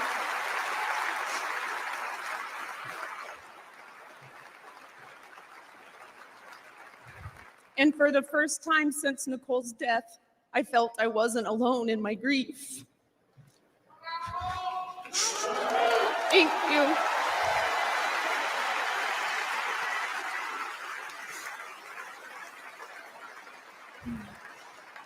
I had expected to meet an arrogant politician. Instead, I met a man who had empathy for us. He was compassionate, and he spent time with us because he knew it would make us feel better. Thank you, President Trump.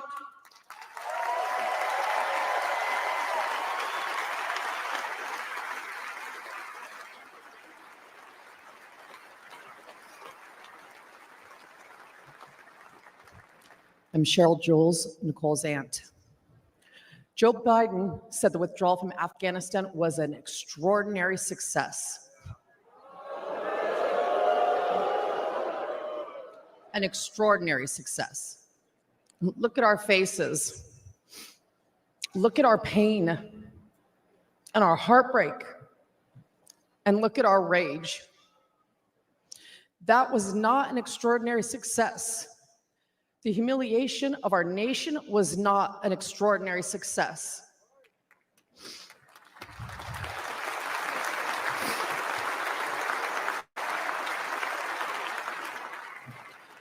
Joe Biden may have forgotten that our children died, but we have not forgotten.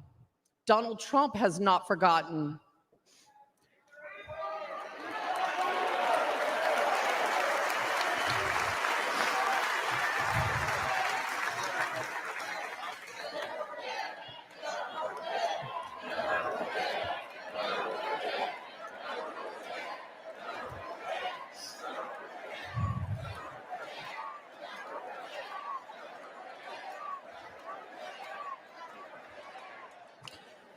Joe Biden owes the men and women that served in Afghanistan a debt of gratitude and an apology. Yep.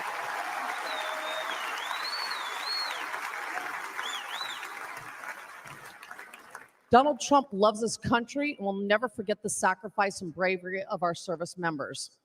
Join us in putting him back in the White House.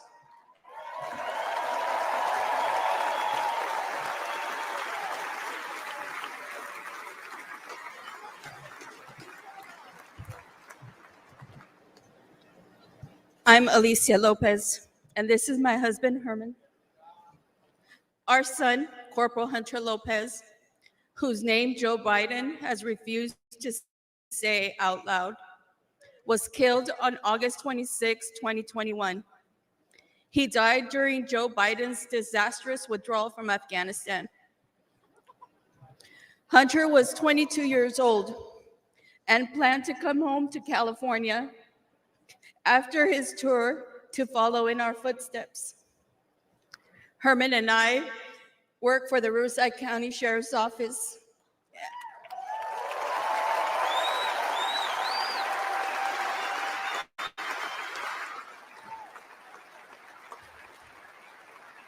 And our family has a tradition of service in law enforcement.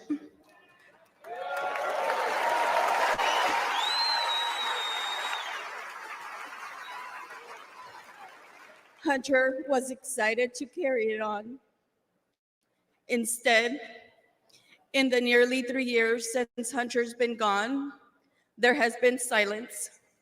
Silence from that empty space at the dinner table, where Hunter would have joined his brothers and sister and us for family gatherings. And there has been a deafening silence from the Biden and Harris administration.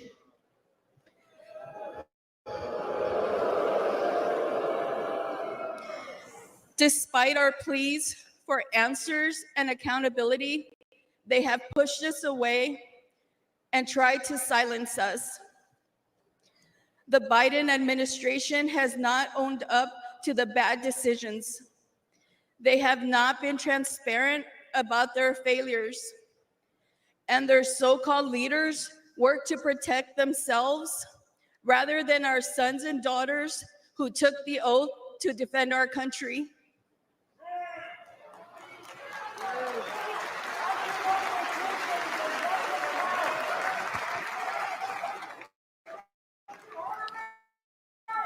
Thank you.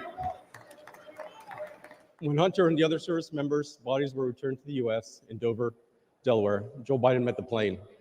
But he made the occasion more about his son, lost to cancer, than our sons and daughters, lost on his watch. Worse than that, he has never said their names out loud. And during last month's debate, he claimed no service members have died during his administration.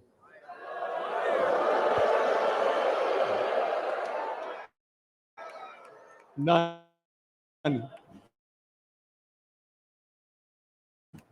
That hurt us all deeply. Service members who lost their lives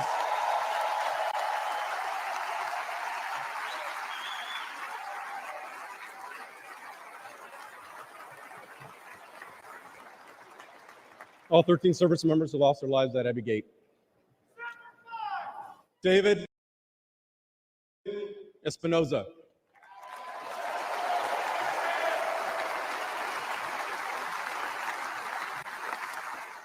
Nicole G.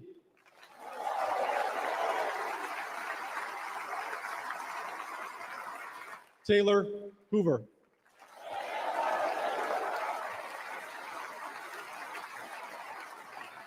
Ryan C. Knaus.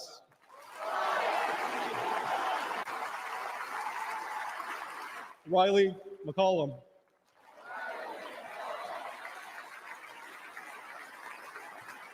Dylan Marola.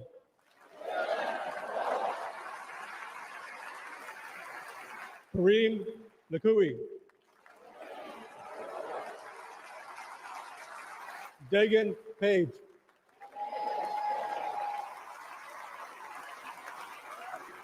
Johanny Pichardo.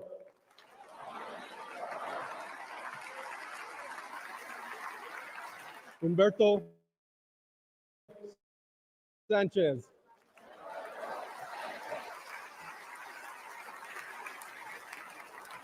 Jared Schmitz.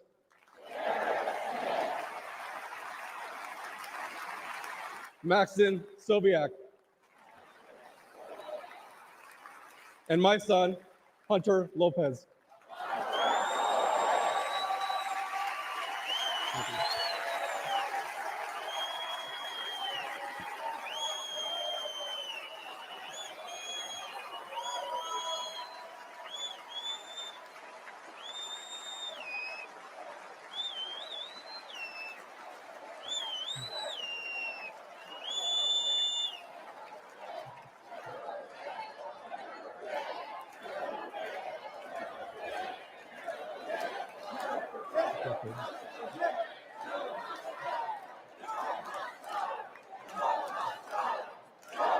Joe Biden has to go. He failed the American people. He failed the Afghan people and our military service members. He failed our family, and he failed Hunter. Donald Trump has a proven record of keeping the peace and honoring those in uniform.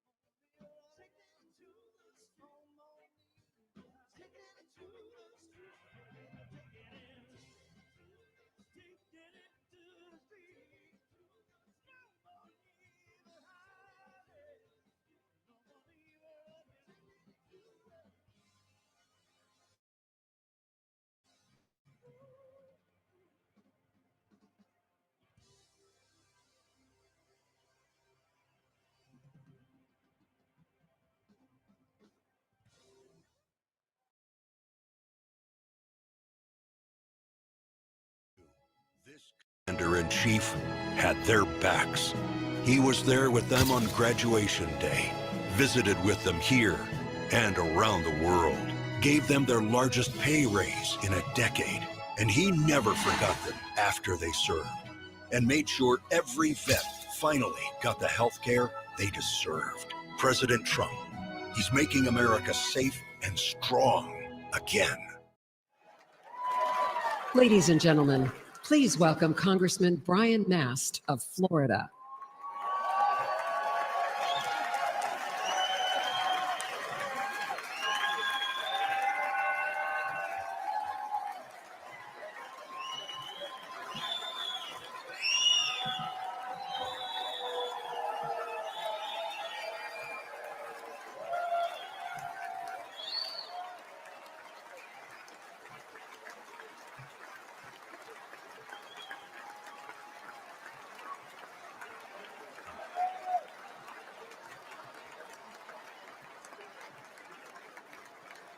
Good evening, America.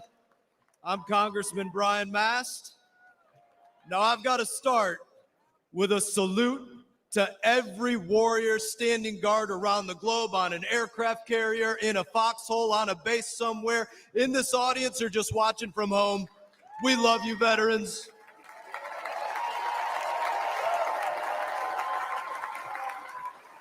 We love them.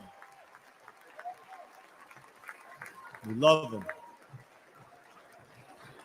I too am an Army veteran, a husband, a father of 4. I lost 2 legs and a finger in the war in Afghanistan, but nothing could stop me from standing alongside Donald Trump and fighting for America.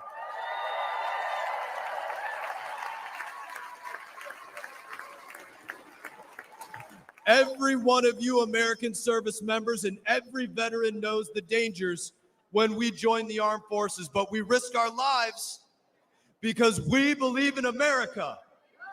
As president, Donald Trump rebuilt our military, deterred our enemies, and he made America strong again. Now, I'm not here to sugarcoat it. Joe Biden and Kamala Harris have once again weakened our armed forces and through inflation slashed the size of our military budget, just like they slashed the family budget. And at the same time, they've distracted our troops with millions of hours of so-called extremism training, and they base promotions on adherence to left-wing political ideology rather than merit. They would rather lose a war than use the wrong pronouns, and we've had enough.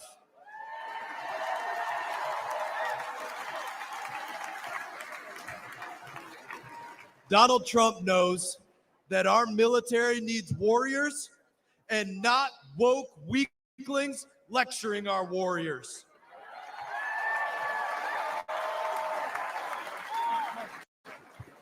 Biden and Harris's weakness invites aggression, and our enemies are on the march.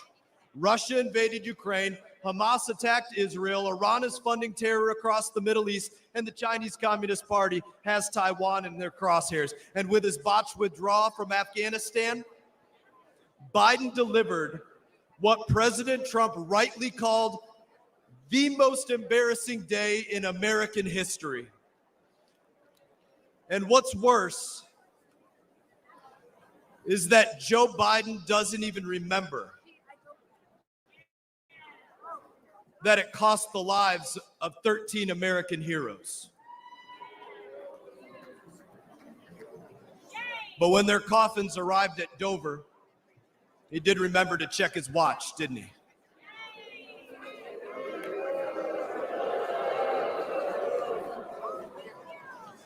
Nearly 2,500 of my brothers and sisters gave their lives in that war. Joe Biden disgraced their sacrifice and the sacrifice of all Afghanistan veterans. Kamala Harris stood with him when he did. Neither deserves to be saluted as commander-in-chief or to sit in the Oval Office.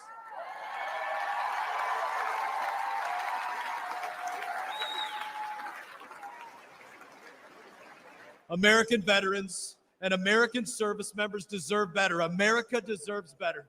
And with Donald Trump, you know that we don't just get better, we get the best. Donald Trump restored American strength before. Donald Trump will restore American strength again. And with your vote, we won't just make America strong again. We will make America stronger than it's ever been. May God bless you. God bless our troops. And God bless the United States of America.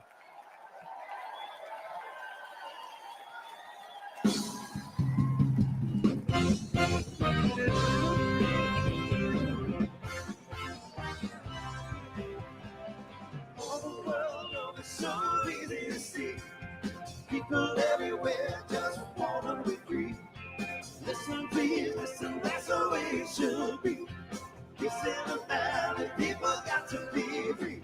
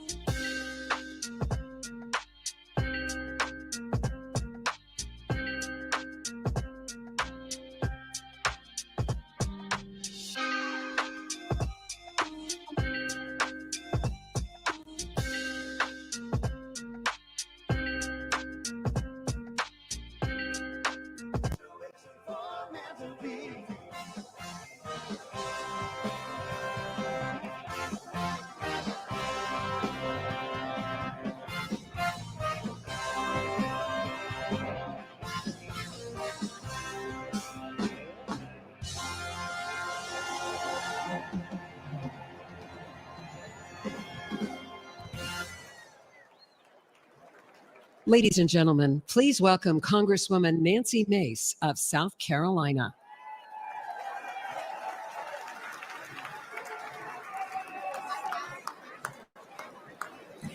Good evening, America. My name is Nancy. Don't call me Pelosi, Mace. I'm a congresswoman representing the great state of South Carolina. At the age of 17, I learned that dropping out of high school might not have been the best idea. So I took my first job at a fine dining establishment some of you may know as the Waffle House. Denny's was a little too highbrow. While Waffle House was an important part, the foundation of Western civilization. What I found was not theology, but a contempt for it. My problem with Harvard is not its liberalism, but its illiberalism. Too often, students at Harvard are taught not how to think, but what to think. I found myself immersed in a culture that is anti-Western, that is anti-American, and that is anti-Semitic.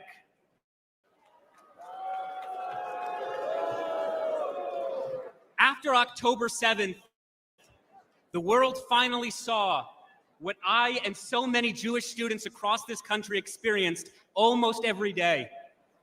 When I planted 1,200 Israeli and American flags on campus, they were all vandalized within 24 hours. I was harassed by my peers merely for being a Jew and have received countless death threats online.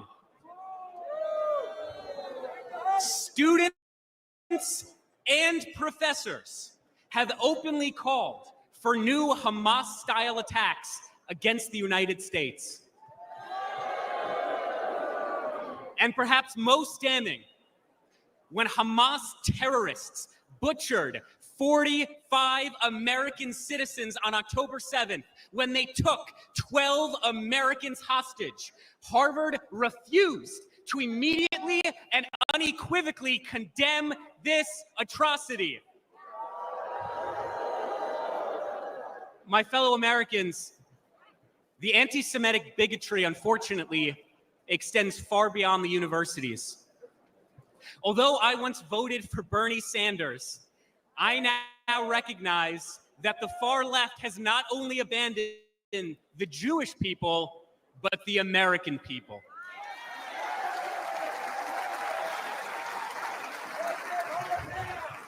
The Democratic Party, the party I registered to vote for the day I turned 18, has become ideologically poisoned. And it is this poison, it is this corruption that is infecting far too many young American students. Let's be clear.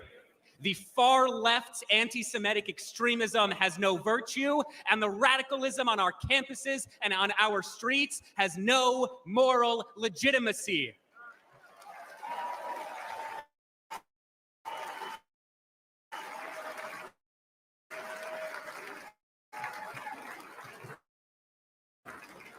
Sadly, the far left-wing tide of anti-Semitism is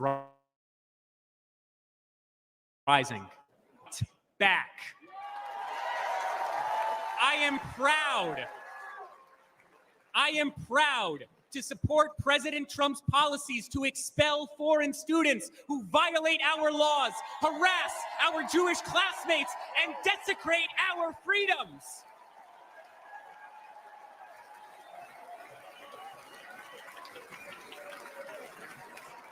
Let's elect a president who will instill patriotism in our school once again. Let's elect a president who will confront terrorism terrorism and its supporters once again.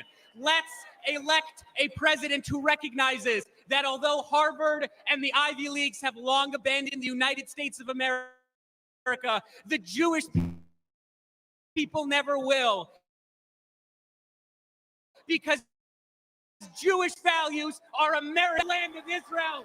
God bless, protect, and return the American hostages in Gaza now.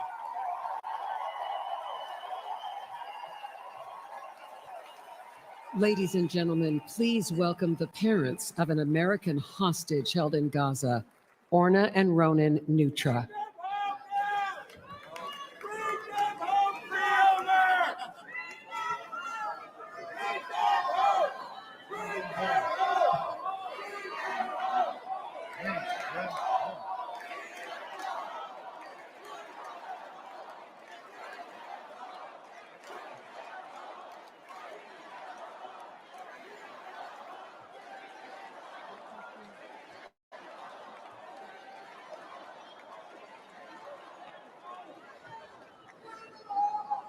Our son, Omer, is an American citizen. For 285 long days and nights, Hamas terrorists have been holding Omer imprisoned in tunnels underneath Gaza. Omer, which is a biblical name and means in Hebrew the first crop, is our firstborn. He was born in New York City 1 month after 9/11. 8 months pregnant, I walked across the Queensboro Bridge towards home that day. And here we are, 23 years later, and he's the victim of another vile terrorist attack. Let me tell you a little bit about my son. He's a connector. He's an extremely social person. He loves sports. In high school, he was captain of the soccer ball, volleyball, and basketball teams. He's a natural leader.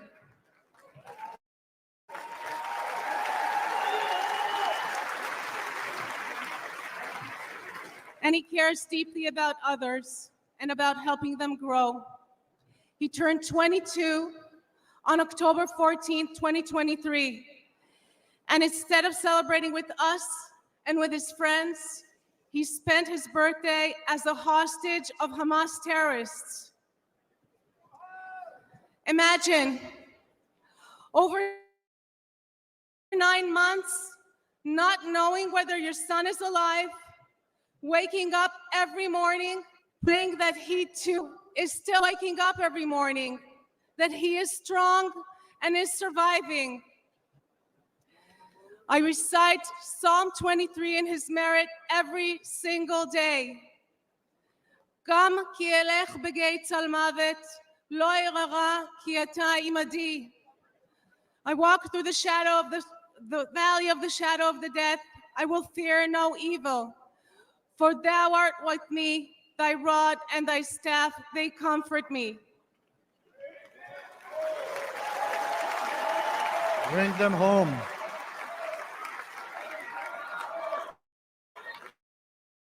Bring them home. Bring them home. Bring them home.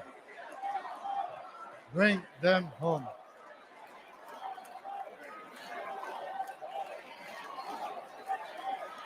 During the brutal October 7 attack on Israel, over 1,200 people were slaughtered.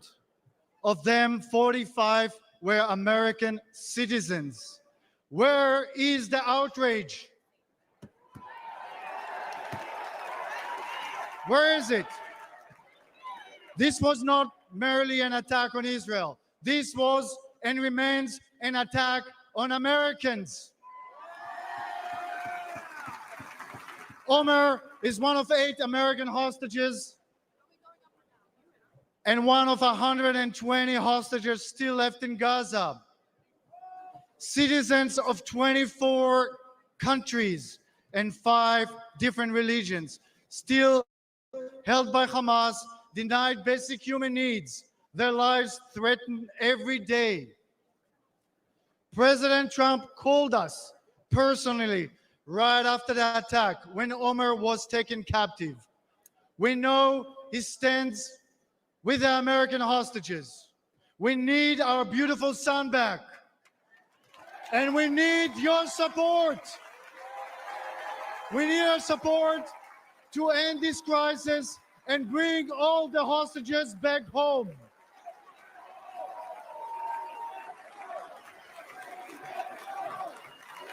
Them home. Bring them home. Bring them home. Bring them home. Bring them home. Omer, we love you. We won't stop fighting for you. Say it with us. Bring them home. Bring them home. Bring them home. Thank you, everybody. God bless Israel and God bless America.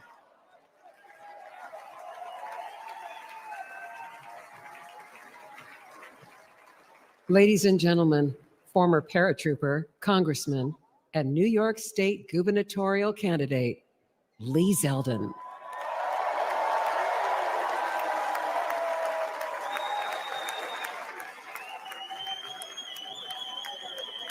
Hello, Wisconsin.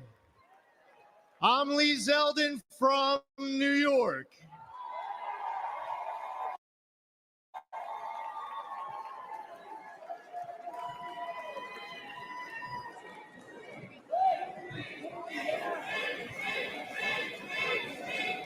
A nation led by President Trump is a nation stronger, safer, and more secure. As a former 82nd Airborne paratrooper,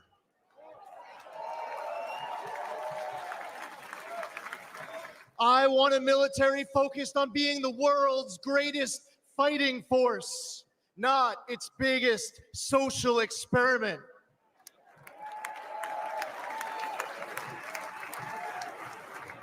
We need a president treating our friends as friends and our adversaries as our adversaries, understanding they only respect strength, not weakness.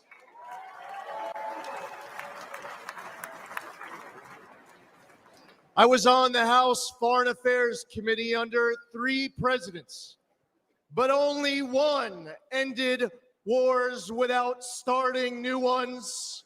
President Donald Trump.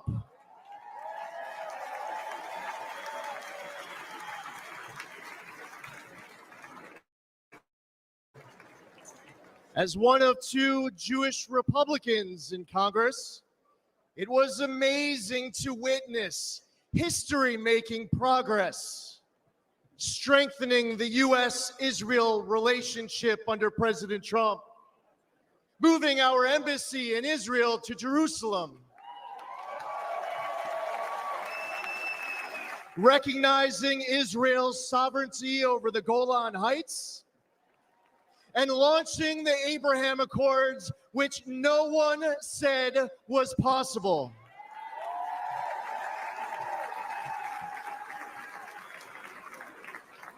Soleimani and the ISIS caliphate were eliminated. President Trump withdrew from the Iran deal, stopped those insane ransom payments, and crippled Iran with maximum pressure.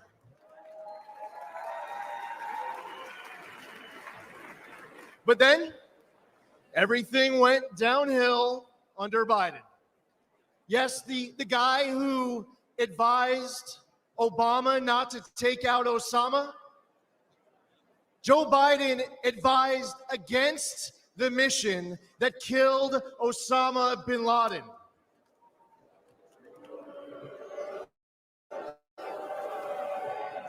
As an American, and especially as a New Yorker, that's unforgivable. even in his prime, he had bad judgment. And it's only gotten worse with age. We cannot count on Biden to make this kind of crucial 3 a.m. decision. Heck, we can't rely on him at 3 in the afternoon.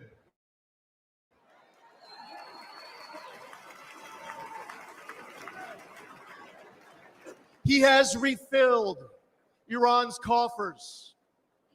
Since October 7th, Biden has pandered to anti-Semites who cheer Hamas's attack. All while Americans are still being held hostage in Gaza. Biden turned 13 Blue Star families into Gold Star families with his fatal withdrawal from Afghanistan, and then he lied about it during last month's debate, claiming that no service members had died under his watch.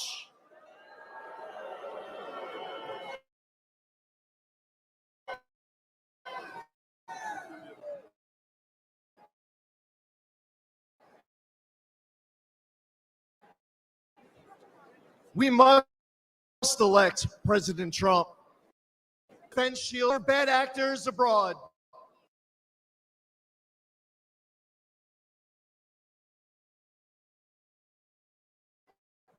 Or securing our borders. He will make America strong and respect everything for us.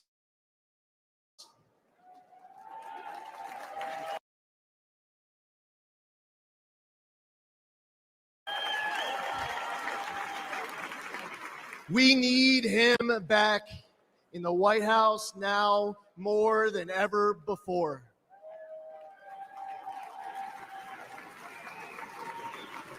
To make America great again, we must first, and God willing, we will expand the Republican majority in the United States House of Representatives. We will flip the United States Senate.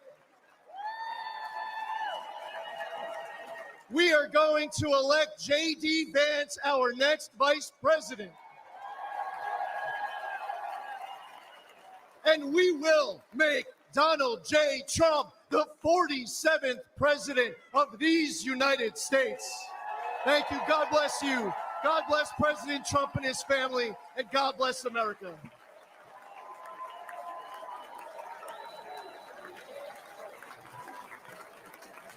We are gathered here on freedom's altar, on these shores, on these bluffs, on this day 75 years ago. 10,000 men shed their blood and thousands sacrificed their lives for their brothers, for their countries, and for the survival of liberty. Those who fought here won a future for our nation. They won the survival of our civilization. These men ran through the fires of hell, moved by a force no weapon could destroy. The fierce patriotism of a free, proud, and sovereign people. And they showed us the way to love, cherish, and defend our way of life for many centuries to come. And our children and their children will forever and always be free.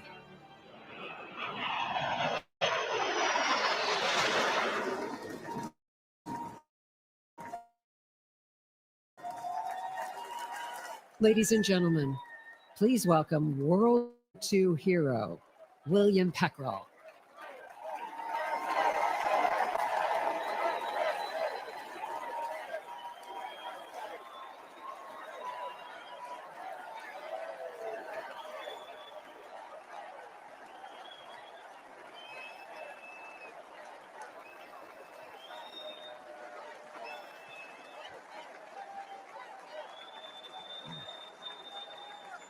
Thank you very much. My name is Bill Peckrell. I'm a proud Wisconsinite, proud I'm a proud husband of 76 years old to my wife, Rosemary. I'm a father of 11 children.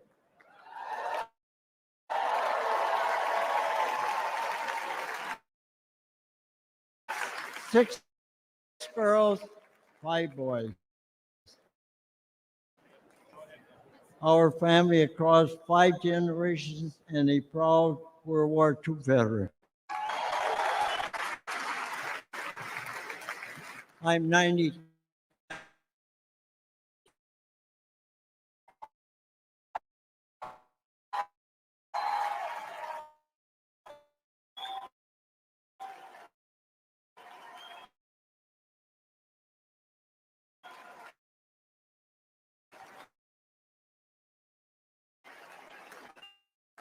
Some call us the great.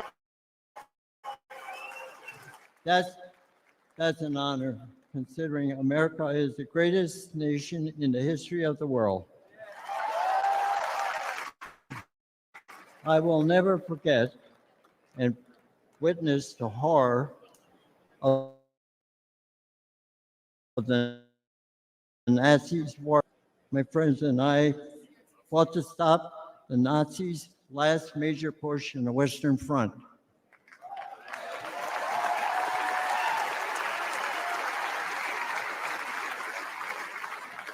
A few months later, Hitler was dead.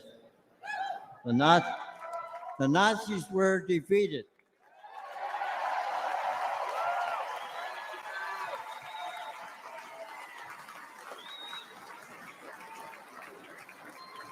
We gave thanks to Almighty God for delivering us from evil.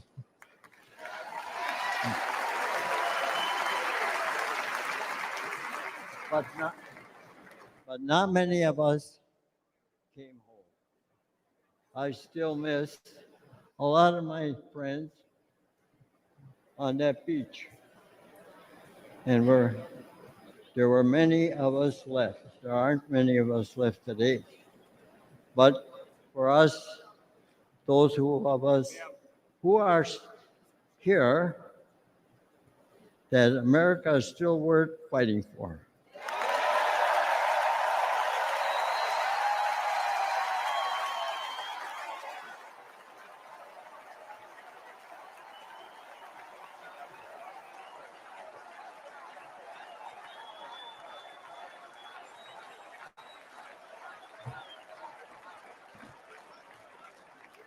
It hurts my heart to see what our current president and vice president have done to the country I love so well. They humiliated us in Afghanistan. We pushed around in China. Terrorists run wild in the Middle East. And they let our own southern border get overrun.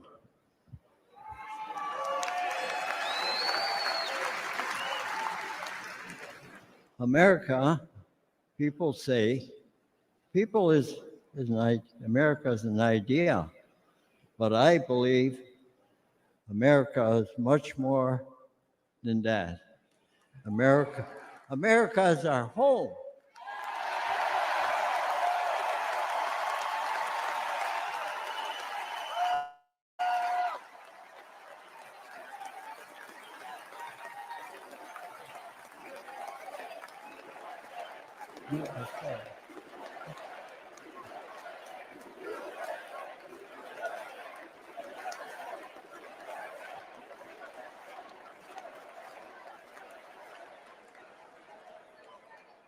You know, and I was fighting in Europe, and I came back home. I kissed the ground, thanking God that I'm back home in my country.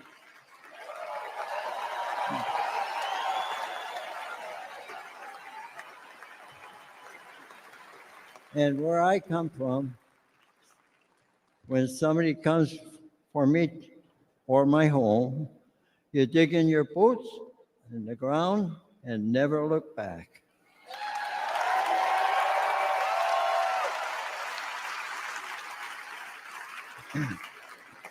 That's the attitude that saved the free world. And those years ago. And President Trump, back in Commander in Chief, I would go back to re-enlist today.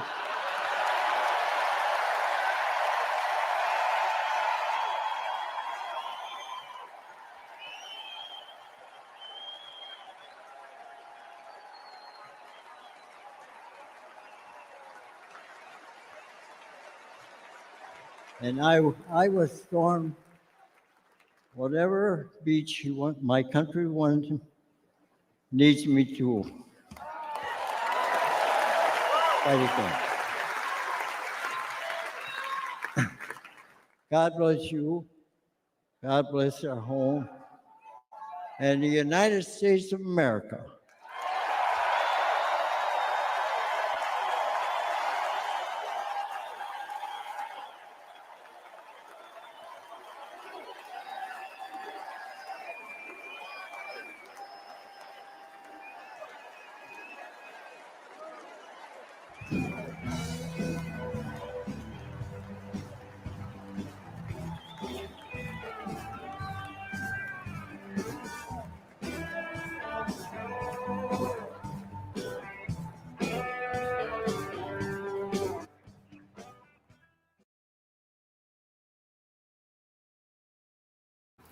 Okay.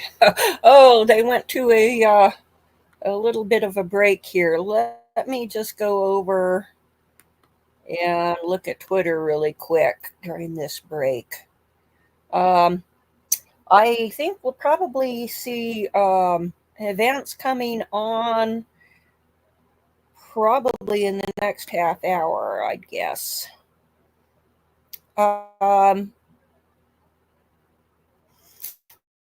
Okay, breaking news. President Biden is not dropping out. The White House says he told Senator Schumer and Representative Jeffries during their private conversation that he's not going anywhere. He's the Democrats' nominee, whether they like it or not, and plans to win. He looks forward to working with both of them to pass his 100 days agenda to help working families. Yeah, help them right into the poorhouse. Okay,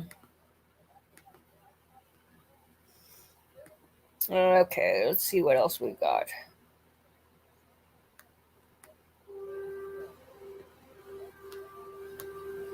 Joe Biden was whining about Elon Musk donating money to super PACs to get out the vote for Republicans, but it's okay if George Soros buys the elections for Democrats, but woe betide anybody else who does it. So anyway, let's see.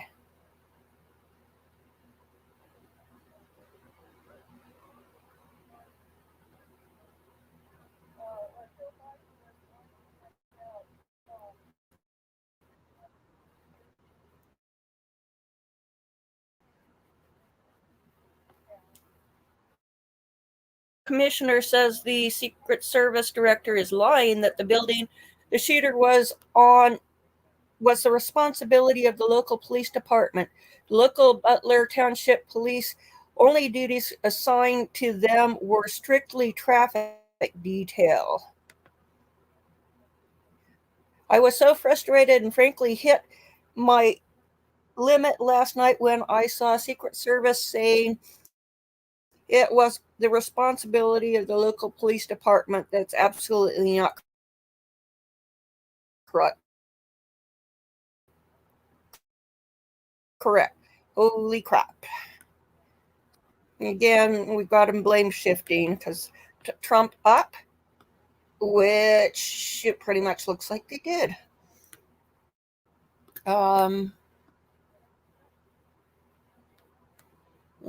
Let me go back. Okay, we've got somebody coming back on.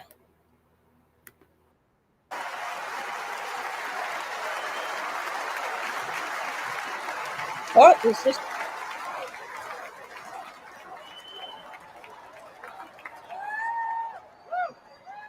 Hi, everyone. My name is Kai Madison Trump. I am the granddaughter of Donald Trump. I'm speaking today to share the side of my grandpa that people don't often see. To me, he's just a normal grandpa. He gives us candy and soda when our parents aren't looking. He always wants to know how we're doing in school. When I made the high honor roll, he printed it out to show his friends how proud he was of me. And he calls me during the middle of the school day to ask how my golf game is going and tells me all about his. But then I have to remind him that I'm in school and I'll have to call him back later. When we play golf together, if I'm not on his team, he'll try to get inside of my head. I know. And he's always surprised that I don't let him get to me. But I have to remind him I'm a Trump too.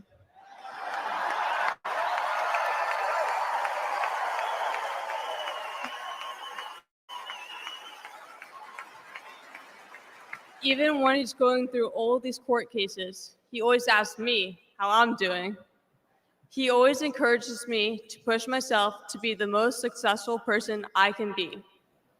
Obviously, he sets the bar pretty high, but who knows? Maybe one day I'll catch him. On Saturday, I was shocked when I heard that he has been shot, and I just wanted to know if he was okay. It was heartbreaking that someone would do that to another person. A lot of people have put my grandpa through hell, and he's still standing.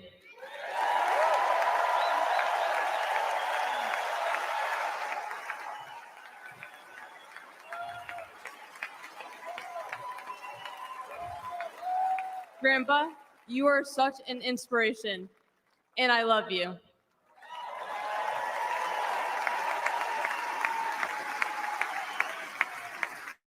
The media makes my grandpa seem like a different person, but I know him for who he is. He's very caring and loving. He truly wants the best for this country, and he will fight every single day to make America great again. Thank you very much.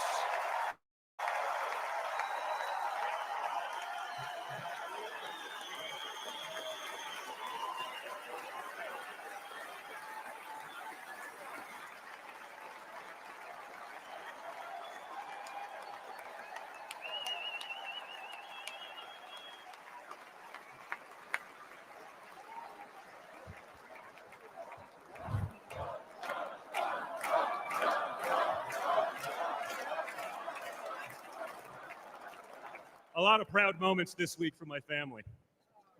Thank you again, guys. Really appreciate that. That's not easy. That's the first time. I mean, this is what we call a large crowd for a speech, so incredible work, Kai. Now, back to business. Yes. Thank you, sir. Tonight we gather here in Milwaukee at one of the most crucial moments in American history. Just days ago, something that once seemed unimaginable became a terrifying reality. Incredible, patriotic rally turned into a tragedy. On a field in Butler, Pennsylvania, a brave firefighter died. Others were injured, and as those bullets rained down, we came millimeters away from one of the darkest moments in our nation's history. But we did lose an American hero that day. We wish that he were with us tonight, but his memory will live on forever in the hearts of his family, his community, and the nation that he loved.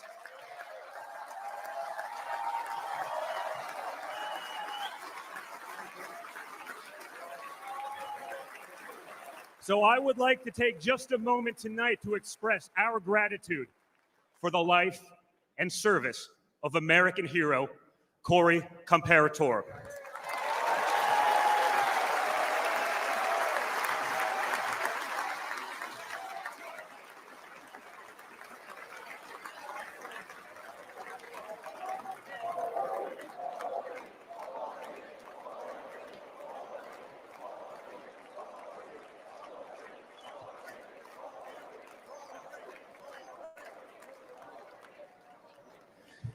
They say you can't truly know how you'll respond in a moment of danger until you're actually confronted with it. So what was my father's instinct as his life was on the line? Not to cower, not to surrender, but to show for all the world to see that the next American president has the heart of a lion.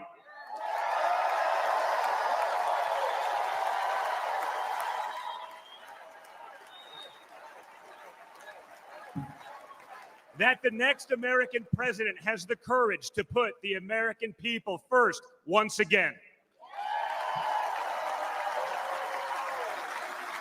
And in that moment, my father didn't just show his character, he showed America's character. When he stood up with blood on his face and the flag at his back, the world saw a spirit that could never be broken.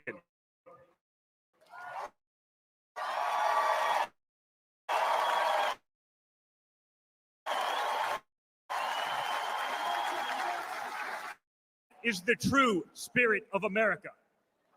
America knows what it's like to be down. We know what it's like to be confused and to be afraid. Long before the attempt on my father's life, every American I met was filled with fear and anxiety. They were afraid our country was being torn apart. They were anxious about the massive and chaotic invasion of illegal aliens across our border. They were deeply concerned about partisan lawfare, education indoctrination, and attacks on freedom of speech. Most terrifying of all, they saw that our leaders didn't care, or worse, that they joyfully aided and abetted the erosion of our rights. And the lies. Oh yeah, the lies. We won't ever forget the lies. From left-wing politicians, from their allies in the media, when you hear them in a row, you fully understand the extent they have gone to divide this great nation. They lied about Russia collusion. They lied about Hunter's laptop. They lied about Joe Biden's fitness for office. They lied about the border being secure. They lied about inflation being transitory. They lied about how they would safely withdraw from Afghanistan. They lied about Biden being a, quote, moderate. And they told one nonstop lie after another about my father. But they could only run away from reality for so long. All hell has broken loose in America, and it's impossible to hide anymore.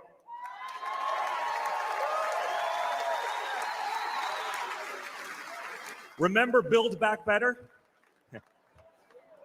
Instead, we got broke, bumbling Biden. Nothing is built, nothing is back, and nothing is better. Bridges are collapsing, our credibility is crumbling, and our money is worth less and less every single day. It was just one giant bait and switch, and normal Americans are the ones left holding the bag. Housing costs, gasoline prices, grocery bills just keep going up. Wave after wave of illegal aliens, deadly drugs keep pouring across our border. Meanwhile, pro-crime district attorneys have turned our cities into giant crime zones. They've turned criminals into victims, prosecutors into criminal defense attorneys, and police into public enemies. Left-wing activists are pretending to be educators, teaching our kids that there are 57 genders, but they can't even define what a woman is. On one hand, they think free speech protects their right to expose your children to explicit drag shows. On the other hand, they want to put you in jail for making a meme. It's like the entire world has been turned upside down. Does any of this sound like a country that's going in the right direction? And honestly, who is actually running the country anyway? It's obviously not Joe Biden. So who are they asking us to elect? Seriously, who's running things? Does anyone really know? Is it Jill? Is it Hunter? Barack Obama? Maybe it's the ghost of Corn Pop.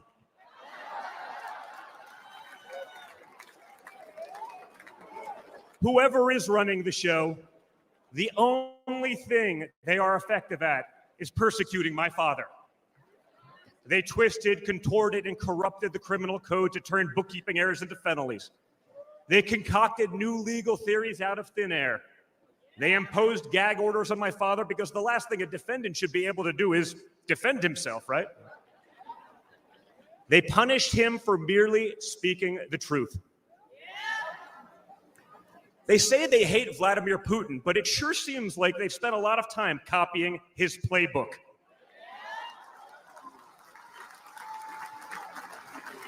In this country, we don't criminalize political differences. We debate them. We vote on them. But we don't make you choose between picking a party or picking a jail cell.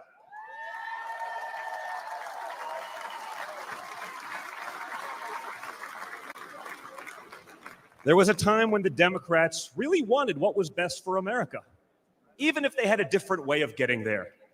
It was the party of Franklin Roosevelt, John F. Kennedy, Martin Luther King Jr. You may have disagreed with that party, but at least you could respect it. But this new extreme Democrat Party, they want us to somehow believe that the only way forward is going backwards, where hiring decisions are based solely on race, where justice is only for those with the right opinions, where streets are a luxury only for the elite, where economic opportunity exists only when you know the right people. Right now, the America we all grew up with, the America that we love, feels like an old photograph where you sit down with your children and tell them what life used to be like. You look back at that America and remember a country that was confident and proud, an America that knew who it was and what it stood for. And it could all feel like a distant memory. Somewhere along the way, we stumbled. Somewhere along the way, we lost ourselves. But we can't live on nostalgia. Yes, America was great, but our greatest days are yet to come.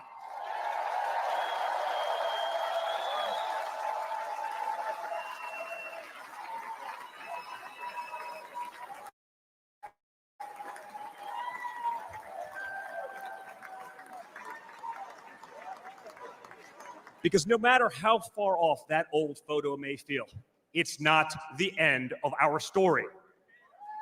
We're like that man who stood on that platform and felt the bullet pierce his flesh just days ago in Pennsylvania. He may have moved to the ground, but he stood back up.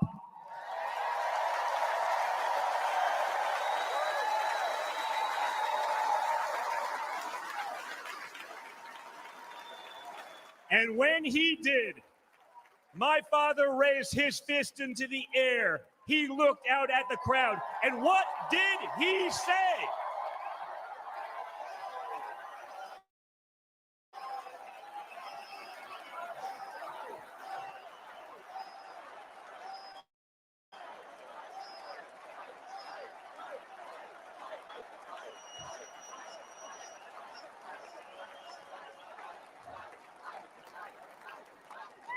And we will fight. We will fight. We will fight with our voices. We will fight with our ideas. And on November 5th, we will fight with our vote.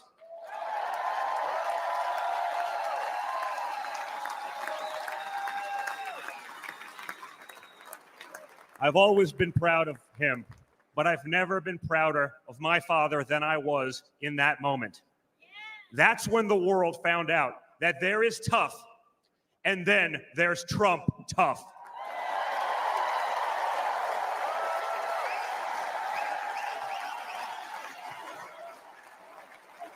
And the good news is, America is Trump tough.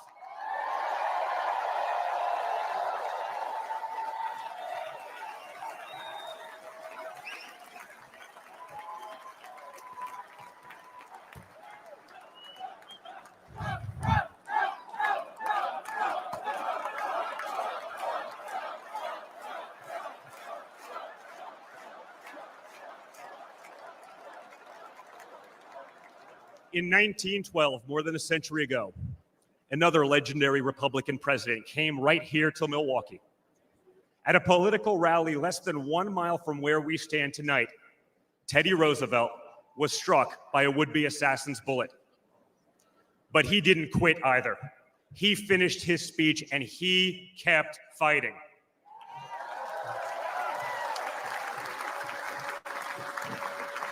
My friends, I don't believe in coincidences, but I do believe in God's plan.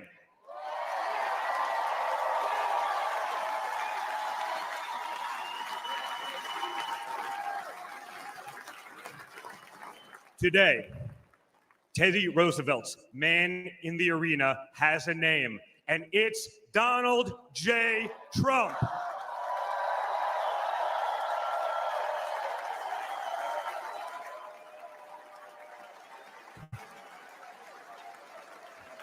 Remember, my father didn't have to run for re-election this year. He doesn't need the money, the fame, the power. Frankly, he doesn't need the witch hunts, the phony investigations, or the political prosecutions either. But he knew he had to run if there was any chance at saving America.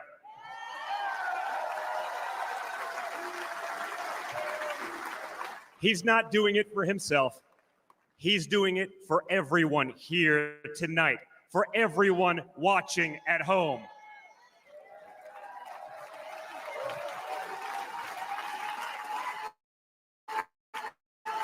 No matter who you are, you can be a part of this movement to make America great again. Me and my friend J.D. Vance, a kid from Appalachia and a kid from Trump Tower in Manhattan.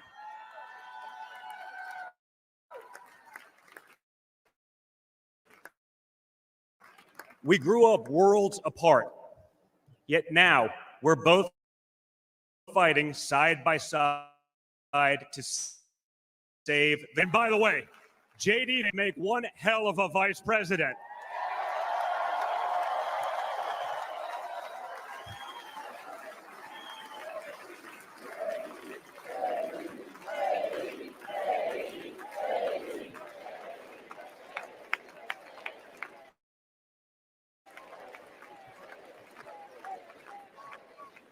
For those of you who have tuned out politics or have never even voted, I want you to know, if you're looking for a better life, a more prosperous future, a safer, more wholesome and patriotic place to call home, there's room for you in this party and in this movement.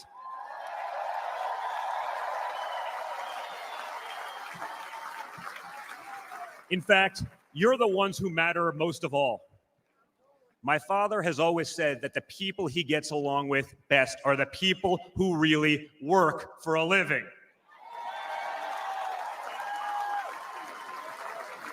It's because of his background as a builder in construction, right? In construction, it doesn't matter how smart your architect is if you don't have the best guys laying the bricks. People with grit, people who get their hands dirty. That's a big problem with Washington, D.C. Most of the bureaucrats who rule over us have never built anything in their lives. It's time to build something real, something tangible, something that will last and leave this country better off for our children. That's my father's mission.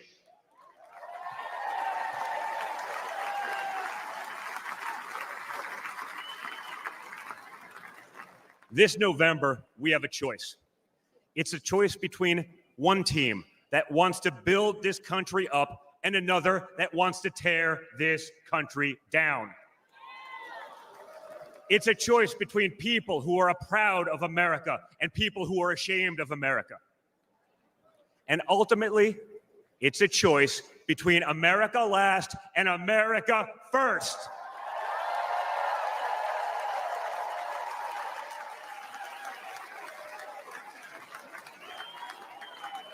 So if you love this country from the bottom of your heart, if you want to bring back common sense, if you want to save the American dream, if you want to stand up and fight for the future of our nation, you must re-elect my father, Donald J. Trump.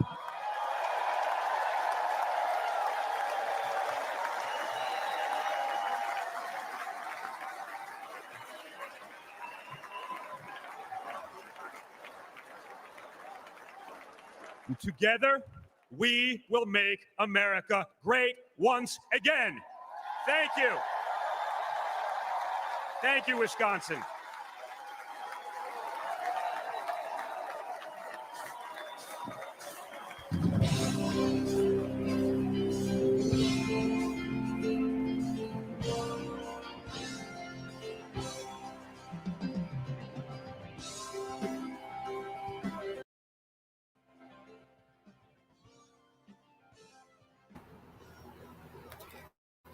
Okay, I'm gonna read this off of Twitter here. Just as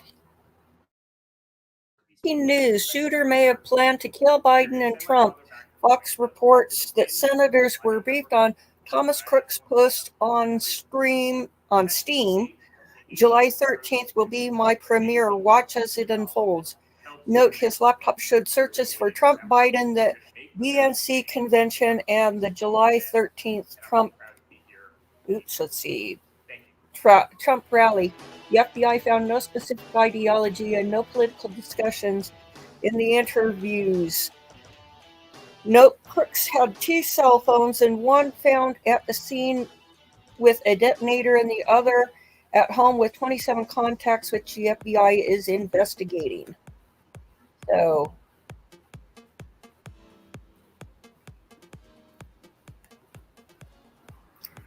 and somebody says, the boy is not the culprit. It's a 3-letter agency behind it. Not all of them, if not all of them.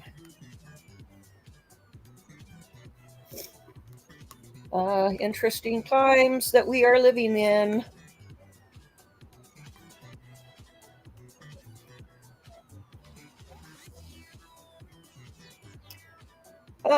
Senators Marsha Blackburn and Barrasso of Wyoming chased down Kimberly Cheadle in Milwaukee at the... Oh, sounds like we're back. Oh, no, here we go. Let's turn it back up. Is now on notice. Oh, it's bounced back. Here we go.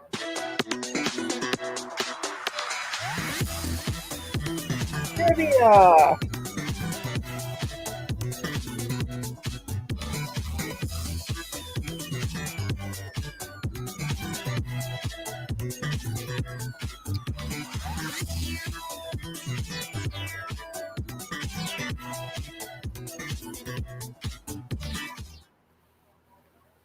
Interesting.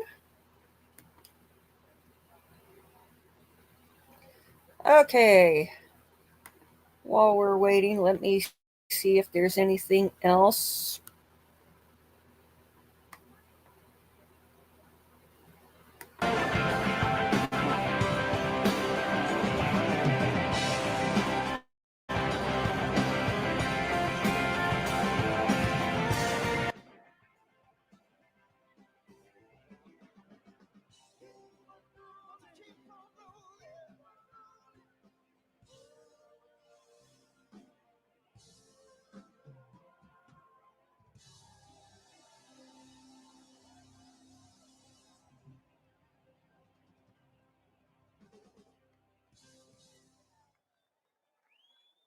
It's nothing short of a miracle that J.D. Vance is a household name, or a United States Senator, or our next Vice President.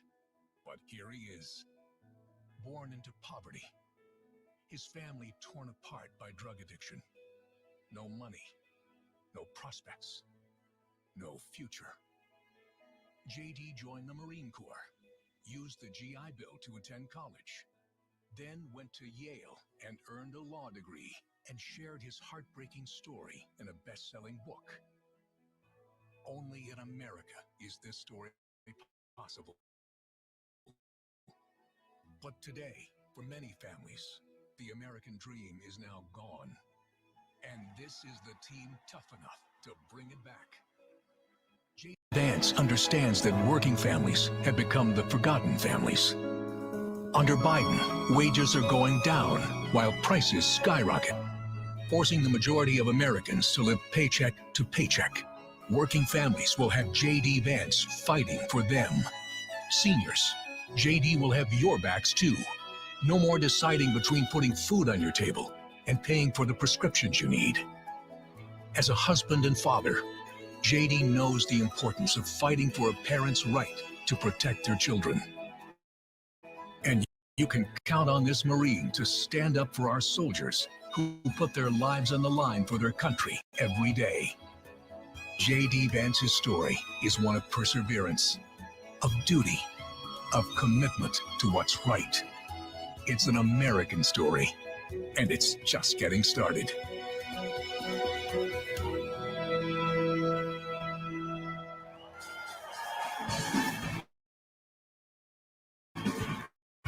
Ladies and gentlemen, please welcome Usha Vance.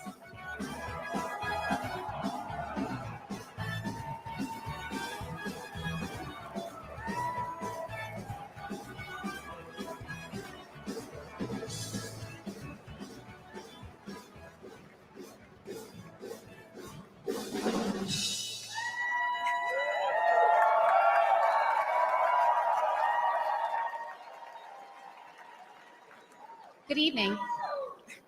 Good evening. When I was asked to introduce my husband, J.D. Vance, to all of you, I was at a loss. What could I say that hasn't already been said before? After all, the man was already the subject of a Ron Howard movie.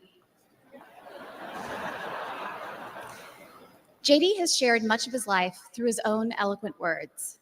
In his book, Hillbilly Elegy, during his Senate campaign, and now as a sitting United States Senator. It occurred to me that there was only one thing to do: to explain from the heart why I love and admire JD and stand here beside him today, and why he will make a great Vice President of the United States.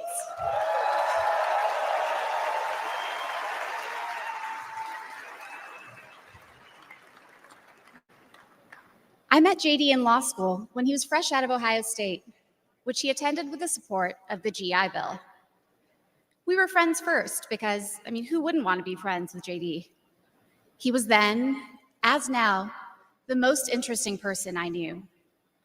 A working class guy who had overcome childhood traumas that I could barely fathom to end up at Yale Law School. A tough Marine who had served in Iraq, but whose idea of a good time was playing with puppies and watching the movie Babe. The most determined person I knew with one overriding ambition: to become a husband and a father, and to build the kind of tight-knit family that he had longed for as a child. My background is very different from JD's. I grew up in San Diego, in a middle-class community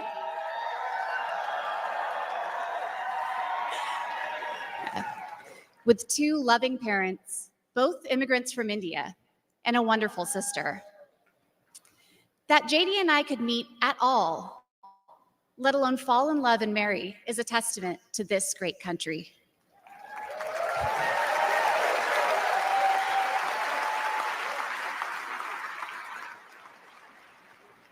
It is also a testament to JD, and it tells you something about who he is. He approaches approached our differences with curiosity and enthusiasm. He wanted to know everything about me, where I came from, what my life had been like. Although he's a meat and potatoes kind of guy, he adapted to my vegetarian diet and learned to cook food from my mother, Indian food. Before I knew it, he had become an integral part of my family, a person I could not imagine living without. The JD I knew then is the same JD you see today, except for that beard. And his goals in this new role are the same that he has pursued for our family: to keep people safe, to create opportunities, to build a better life, and to solve problems with an open mind. It's safe to say that neither JD nor I expected to find ourselves in this position, but it's hard to imagine a more powerful example of the American dream. A boy from Middletown, Ohio.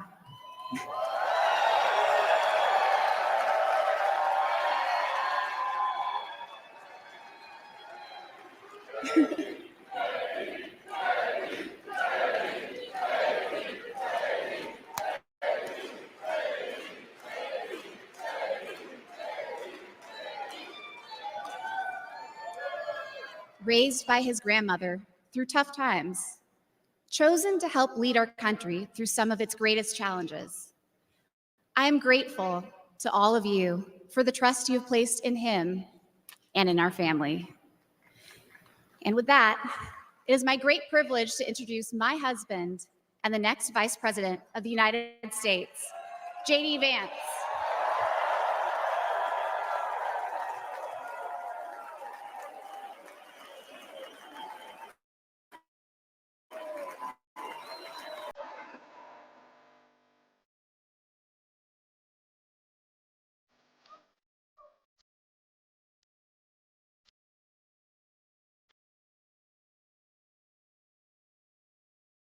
Of Ohio.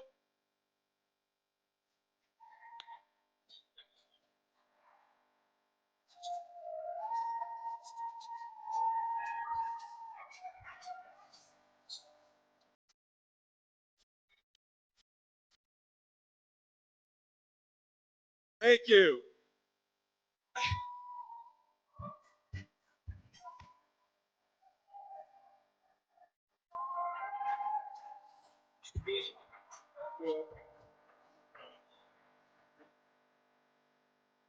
Thank you. Thank you. Please. Wow. Wow.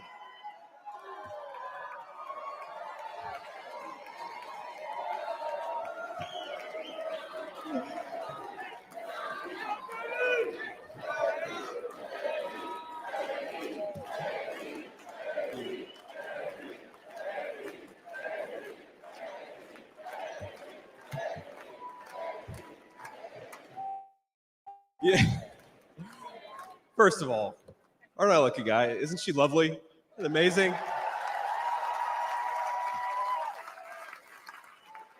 Greetings, Milwaukee. My fellow Americans and my fellow Republicans, my name is JD Vance from the great state of Ohio.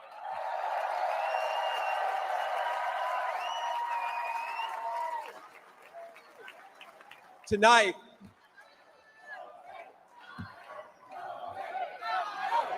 OHIO, OHIO. You guys, we're gonna chill with the Ohio love. We gotta win Michigan too here, so.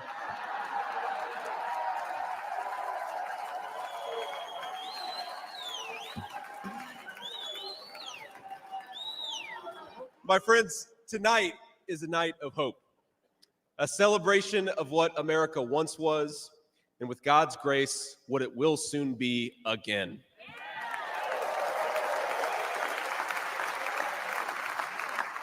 And it is a reminder of the sacred duty we have to preserve the American experiment, to choose a new path for our children and grandchildren.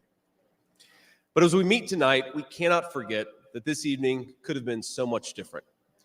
Instead of a day of celebration, this could have been a day of heartache and mourning. For the last 8 years, President Trump has given everything he has to fight for the people of our country.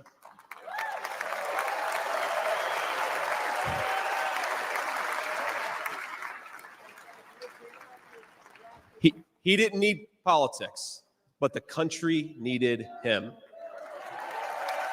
Did it? Now, prior to running for president, he was one of the most successful businessmen in the world. He had everything anyone could ever want in a life. And yet, instead of choosing the easy path, he chose to endure abuse, slander, and persecution. And he did it because he loves this country.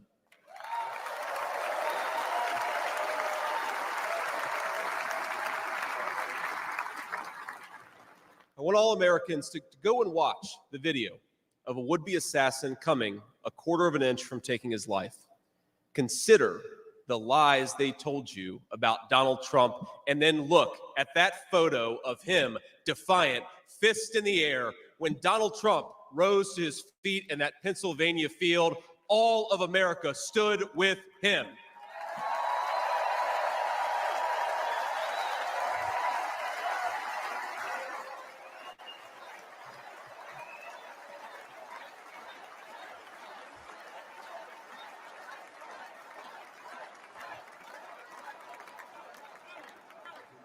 And what did he call us to do for our country? To fight for America.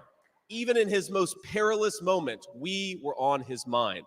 His instinct was for us, for our country, to call us to something higher, to something greater, to once again be citizens who ask what our country needs of us. Now consider what they said. They said he was a tyrant. They said he must be stopped at all costs. But how did he respond? He called for national unity, for national calm, literally right after an assassin nearly took his life.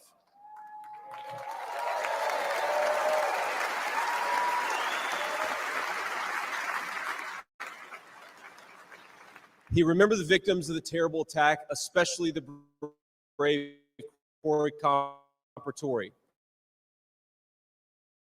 who gave his life to protect his family.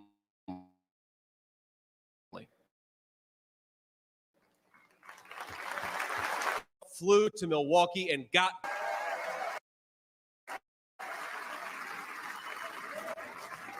Now that's the man I've gotten to know personally over the last few years. He is tough, and he is, but he cares about people. He can stand defiant against an assassin one moment and call for national healing the next. He is a beloved father and grandfather, and of course, a once-in-a-generation business leader. He's the man who is feared by America's adversaries, but 2 nights ago, and I'll share a moment, said goodnight to his 2 boys, told them he loved them, and made sure to give each of them a kiss on the cheek. And I will say, Don and Eric squirmed the same way my 4-year-old does when his daddy tries to give him a kiss on the cheek. Sorry, guys. He is all those things, but tonight we celebrate he is our once and future President of the United States of America.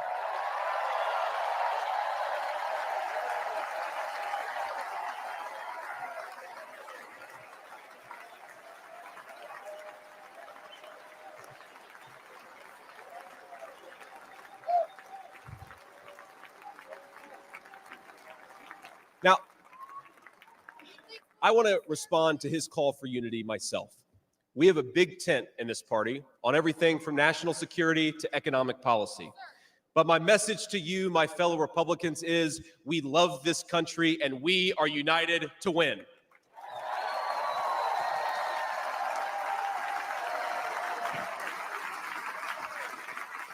Right. Now, I think our disagreements actually make us stronger. That's what I've learned in my time in the United States Senate, where sometimes I persuade my colleagues and sometimes they persuade me. And my message to my fellow Americans, those watching from across the country, is shouldn't we be governed by a party that is unafraid to debate ideas and come to the best solution?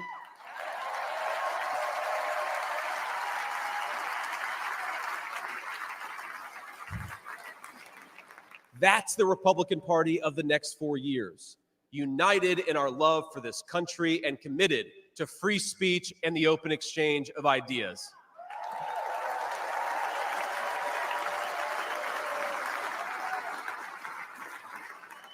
And so tonight, Mr. Chairman, I stand here humbled, and I'm overwhelmed with gratitude to say I officially accept your nomination to be Vice President of the United States of America.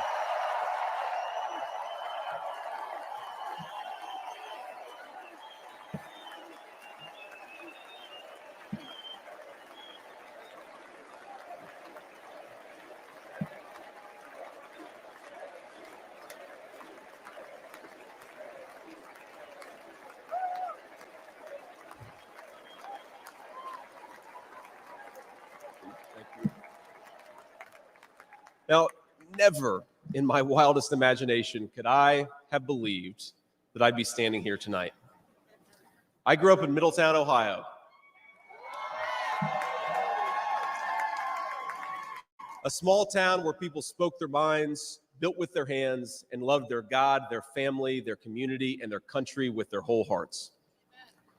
But it was also a place that had been cast aside and forgotten by America's ruling class in Washington.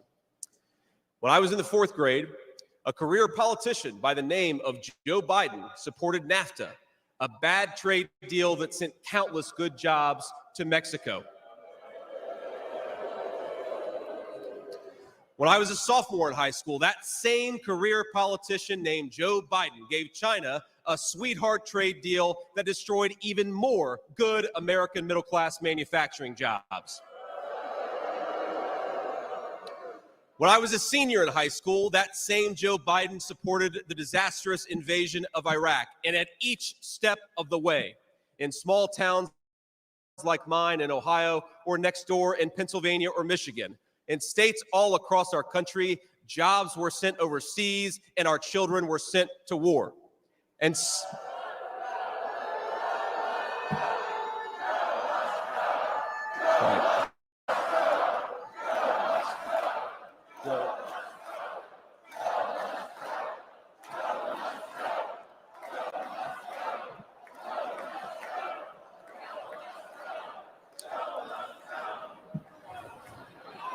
I agree. And somehow, a real estate developer from New York City by the name of Donald J. Trump was right on all of these issues while Biden was wrong.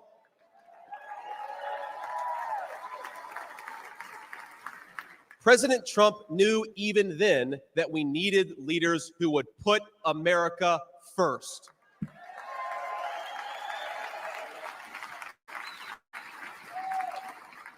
Now, thanks to these policies that Biden and other out-of-touch politicians in Washington gave us, our country was flooded with cheap Chinese goods, with cheap foreign labor, and in the decades to come, deadly Chinese fentanyl. Joe Biden screwed up, and my community paid the price. Now, I was lucky. Despite the closing factories and the growing addiction in towns like mine, in my life, I had a guardian angel by my side. She was an old woman who could barely walk, but she was tough as nails. I called her Mamaw, the name we hillbillies gave to our grandmothers.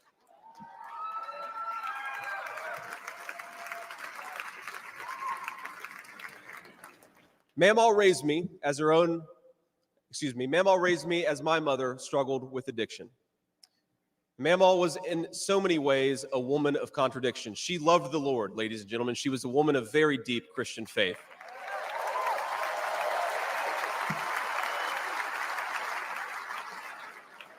But she also loved the F word. I'm not kidding. She could make a sailor blush. Now, she once told me, when she found out that I was spending too much time with a local kid who was known for dealing drugs, that if I ever hung out with that kid again, she would run him over with her car.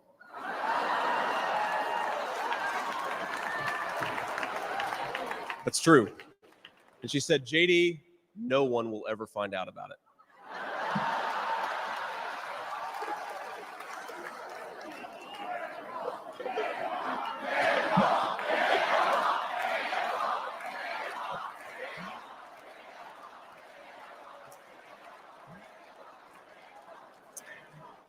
Now, thanks to that mammal, things worked out for me. After 9/11, I did what thousands of other young men my age did in that time of soaring patriotism and love of country.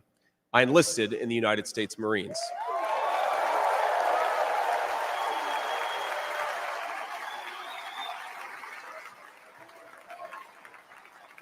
Semper Fi to my fellow Marines. Now, I left the Marines after 4 years and went to the Ohio State University.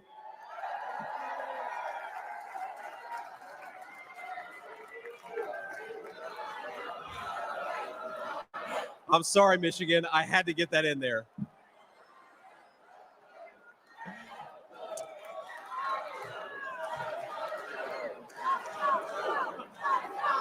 Come on, come on.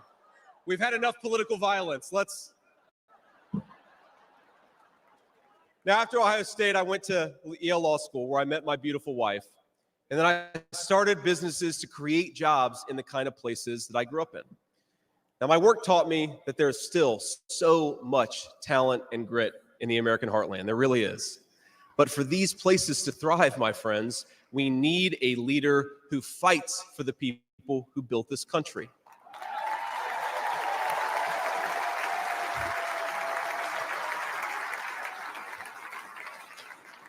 We need a leader who's not in the pocket of big business, but answers to the working man, union and non-union alike.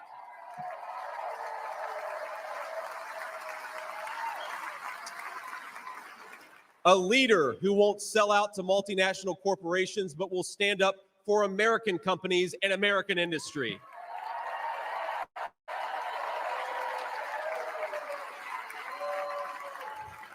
A leader who rejects Joe Biden and Kamala Harris's Green New scam and fights to bring back our great American factories. We need President Donald J. Trump.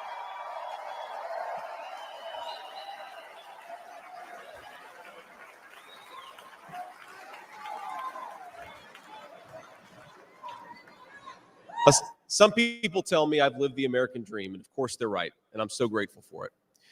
But the American dream that always counted most was not starting a business or becoming a senator or even being here with you fine people, though it's pretty awesome. My most important American dream was becoming a good husband and a good dad, of being able to give. Thank you.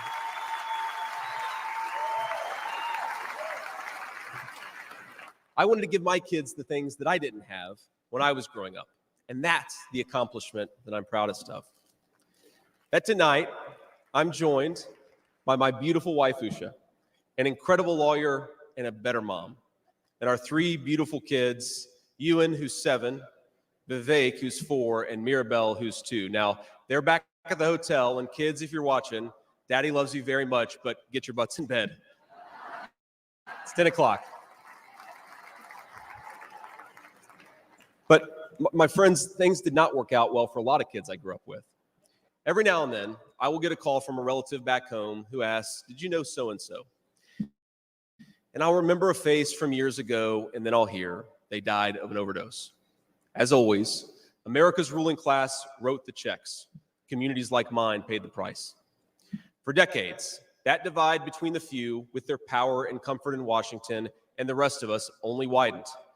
From Iraq to Afghanistan, from the financial crisis to the Great Recession, from open borders to stagnating wages, the people who govern this country have failed and failed again.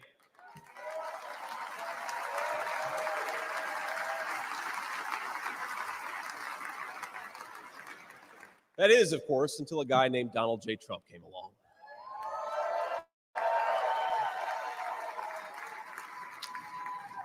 President Trump represents America's last best hope to restore what, if lost, may never be found again. A country where a working class boy born far from the halls of power can stand on this stage as the next vice president of the United States of America.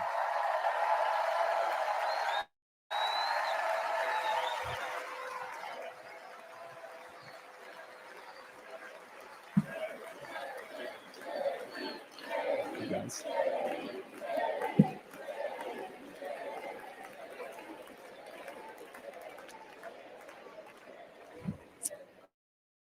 But my fellow Americans here in this stage and watching at home, this moment is not about me. It's about all of us, and it's about who we're fighting for.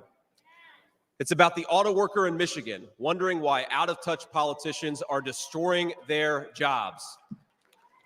It's about the factory worker in Wisconsin who makes things with their hands and is proud of American craftsmanship.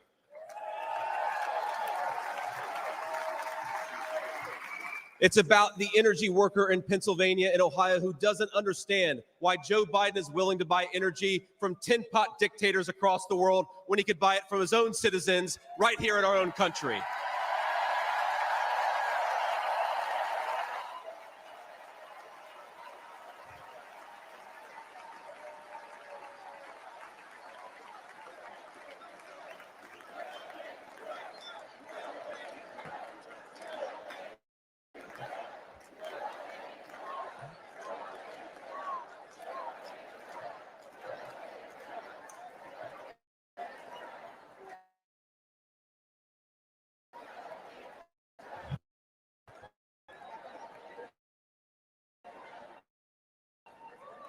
You guys are a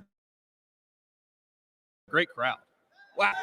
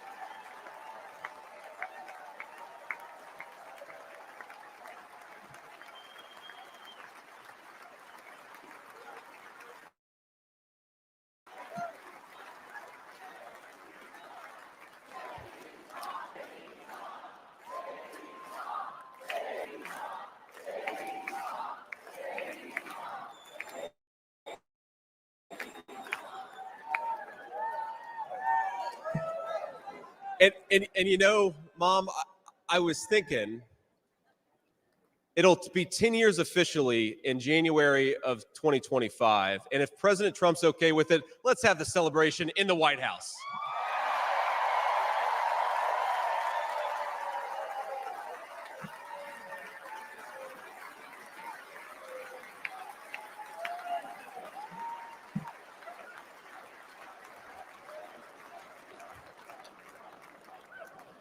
And our movement, ladies and gentlemen, it's about grandparents all across this country who are living on Social Security and raising grandchildren they didn't expect to raise. And while we're on the topic of grandparents, let me tell you another Mamaw story. Now, my Mamaw died shortly before I left for Iraq in 2005. And when we went through her things, we found 19 loaded handguns. They were...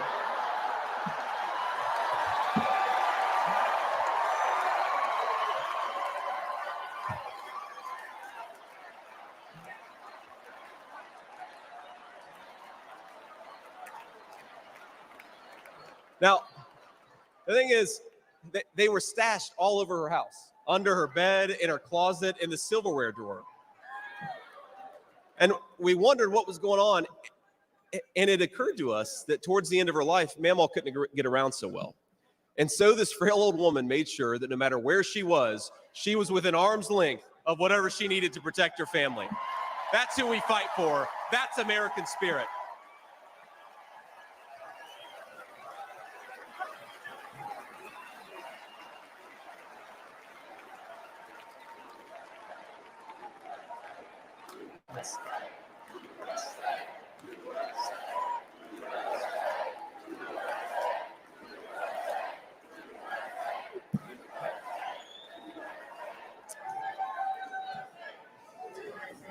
Now, Joe Biden has been a politician in Washington for longer than I've been alive, 39 years old. Kamala Harris is not much further behind. For half a century, he's been the champion of every major policy initiative to make America weaker and poorer. And in 4 short years, Donald Trump reversed decades of betrayals inflicted by Joe Biden and the rest of the corrupt Washington insiders.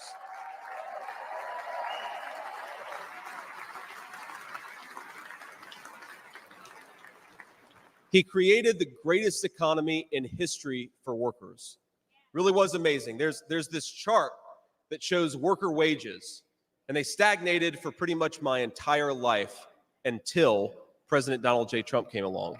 Workers' wages went through the roof.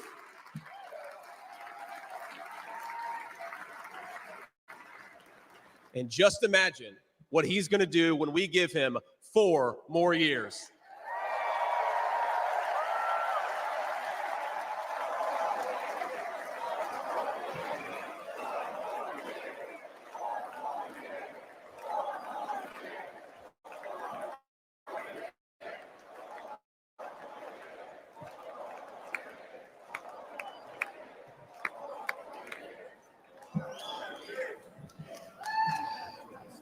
Months ago, I heard some young family member observe that their parents' generation, the baby boomers, could afford to buy a home when they first entered the workforce. But I don't know, this person observed, if I'll ever be able to afford a home. The absurd cost of housing is the result of so many failures, and it reveals so much about what's broken in Washington. I can tell you exactly how it happened. Wall Street barons crashed the economy and American builders went out of business. As tradesmen scrambled for jobs, houses stopped being built. The lack of good jobs, of course, led to stagnant wages. And then the Democrats flooded this country with millions of illegal aliens. So citizens had to compete with people who shouldn't even be here for precious housing. Joe Biden's inflation crisis, my friends, is really an affordability crisis. And many of the people that I grew up with can't afford to pay more for groceries, more for gas, more for rent, and that's exactly what Joe Biden's economy has given them.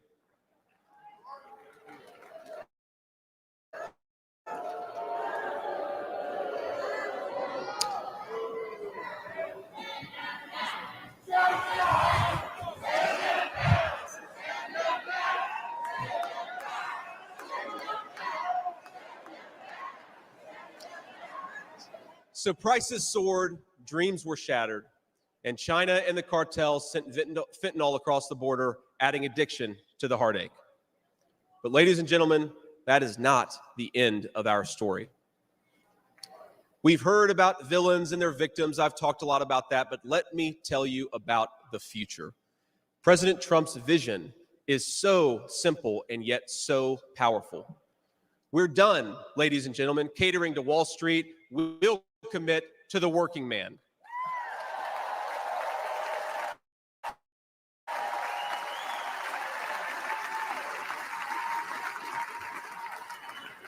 We're done importing foreign labor. We're going to fight for American citizens and their good jobs and their good wages.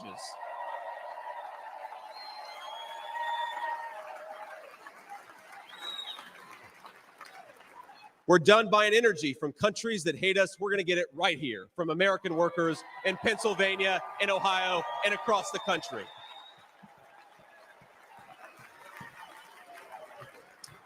We're done sacrificing supply chains to unlimited global trade, and we're going to stamp more and more products with that beautiful label, Made in the USA.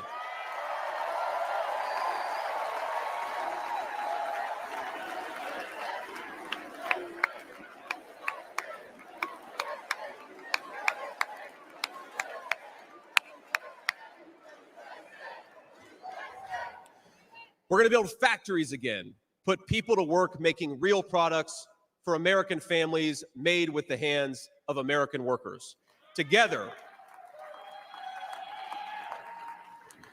we will protect the wages of American workers and stop the Chinese Communist Party from building their middle class on the backs of American citizens.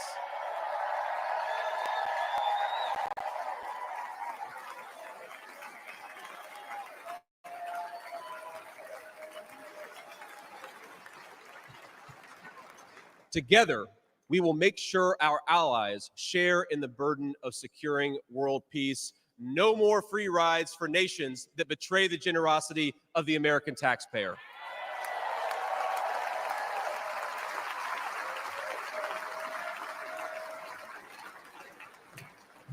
Together, we will send our kids to war only when we must. But as President Trump showed with the elimination of ISIS and so much more, when we punch, we're going to punch hard.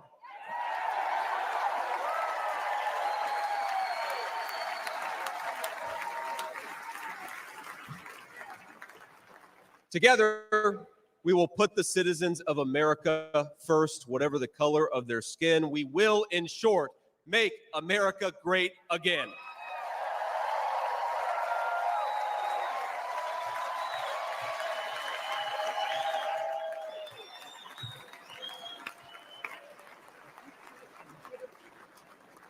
You know, one of the things that you hear people say sometimes is that America is an idea. And to be clear, America was indeed founded on brilliant ideas like the rule of law and religious liberty, things written into the fabric of our Constitution and our nation. But America is not just an idea. It is a group of people with a shared history and a common future. It is, in short, a nation. Now, it is part of that tradition, of course, that we welcome newcomers. But when we allow newcomers into our American family, we allow them on our terms.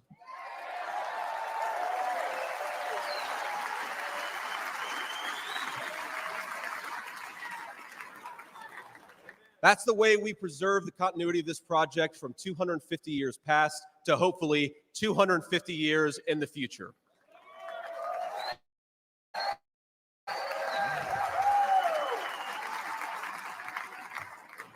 And let me illustrate this with a story, if I may. I'm, of course, married to the daughter of South Asian immigrants to this country. Incredible people.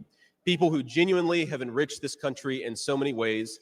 And of course, I'm biased because I love my wife and her family, but it's true. Now, when I proposed to my wife, we were in law school, and I said, honey, I come with $120,000 worth of law school debt and a cemetery plot on a mountainside in eastern Kentucky.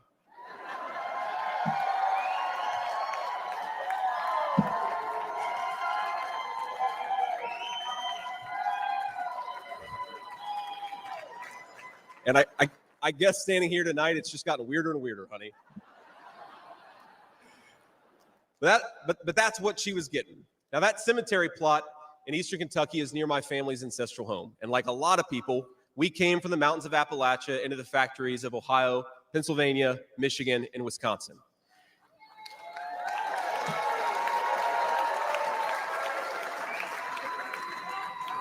Now, that's Kentucky coal country, one of the 10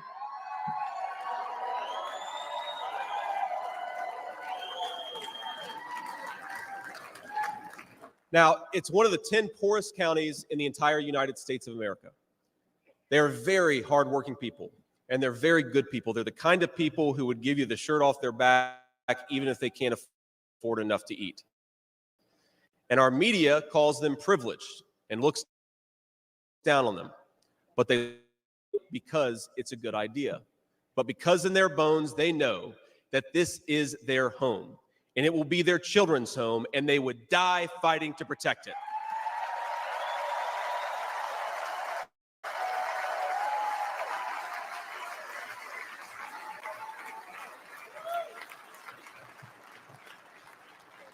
That is the source of America's greatness.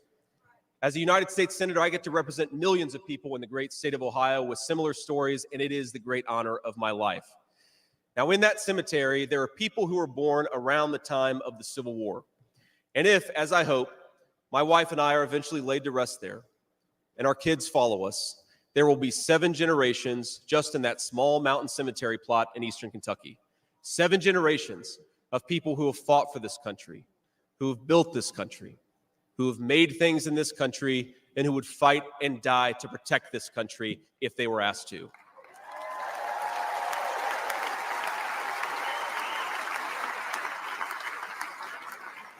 Now, that's not just an idea, my friends. That's not just a set of principles. Even though the ideas and the principles are great, that is a homeland. That is our homeland.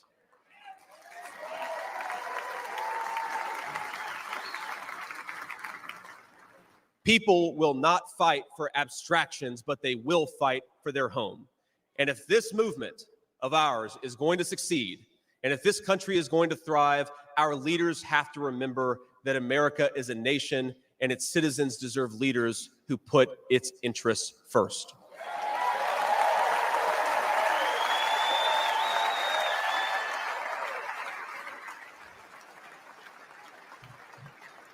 Now, we won't agree on every issue, of course, not even in this room. We may disagree from time to time about how best to reinvigorate American industry and renew American family. That's fine. In fact, it's more than fine. It's good. But never forget that the reason why this United Republican Party exists, why we do this, why we care about those great ideas and that great history is that we want this nation to thrive for centuries to come.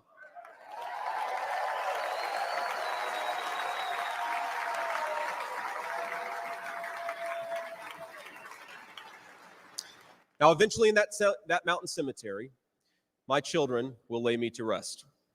And when they do, I would like them to know that thanks to the work of this Republican Party, the United States of America is as strong and as proud and as great as ever.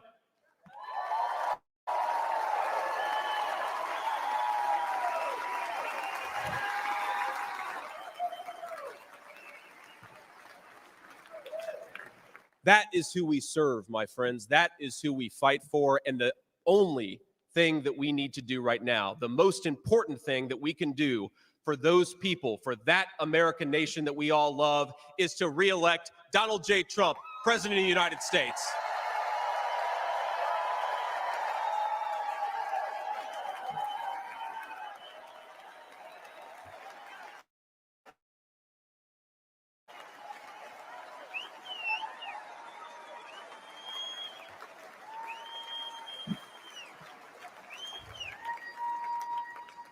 Mr. President, I will never take for granted the trust you have put in me.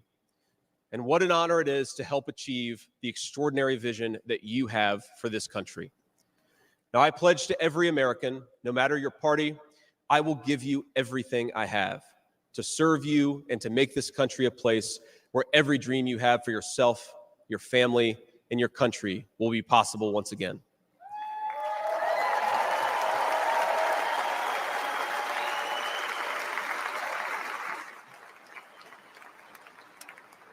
And I promise you one more thing. To the people of Middletown, Ohio, and all the forgotten communities,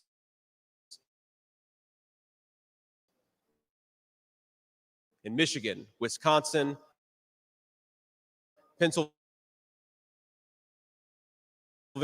and Ohio.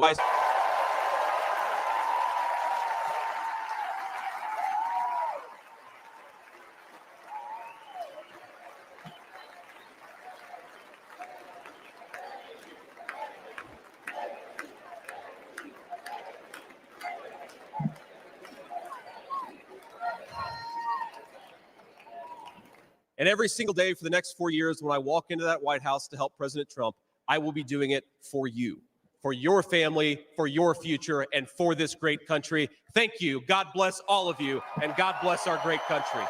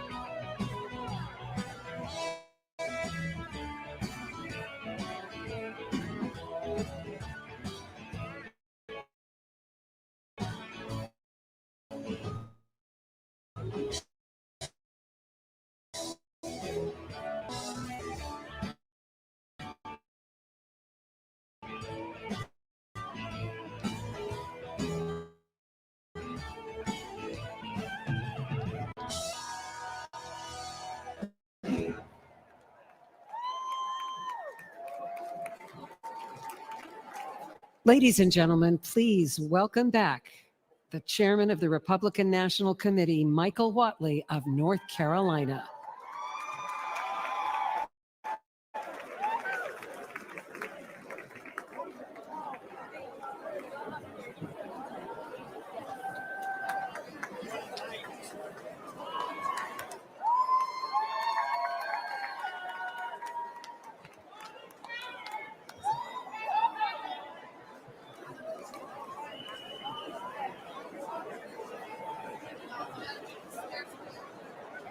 Delegates and alternates,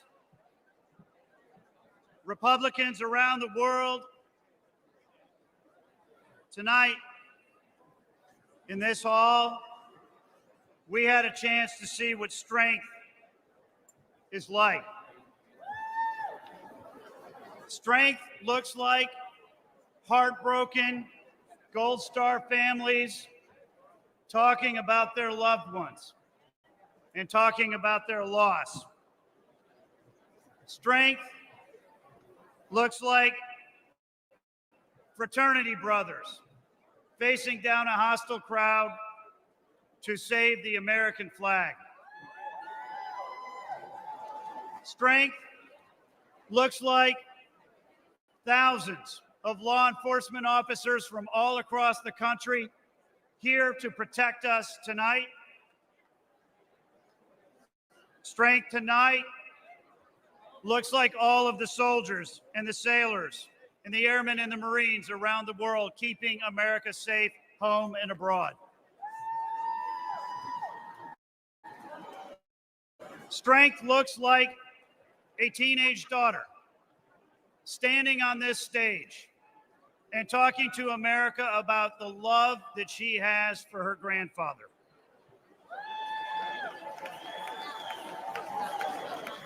Strength looks like a kid born in rural Appalachia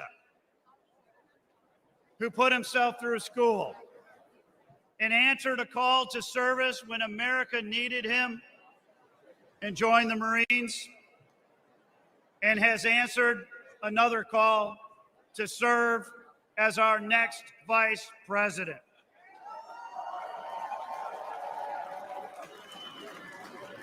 And strength looks like a man who gave up a successful business career and a comfortable life to fight every single day for the American people, who has suffered hoax after hoax after hoax, who has endured politically motivated prosecutions and lawsuits all across the country, and who, when he was knocked down by a would-be assassin's bullet, got back up and encouraged America to fight, fight, fight.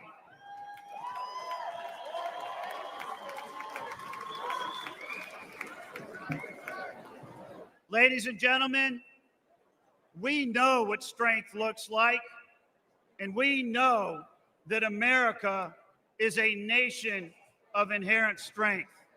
And we, as a nation of inherent strength, are going to be strong again.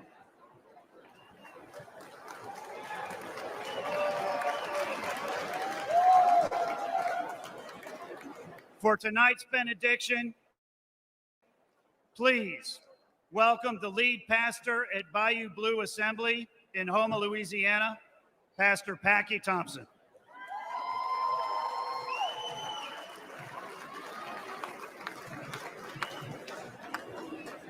Well, hello, Milwaukee. I bring you greetings from the great state of Louisiana, from my church, Bayou Blue Assembly of God in Houma, Louisiana, and from the small town I grew up in Gina, Louisiana. I am proud to be with all of you here tonight for this historic convention, and I thank my Lord and Savior Jesus Christ for his blessings. I would like to thank the RNC for allowing me to be here. And I would like to thank President Trump for all that he has done for our country. I want you to know, sir, that you are loved and respected in my state of Louisiana.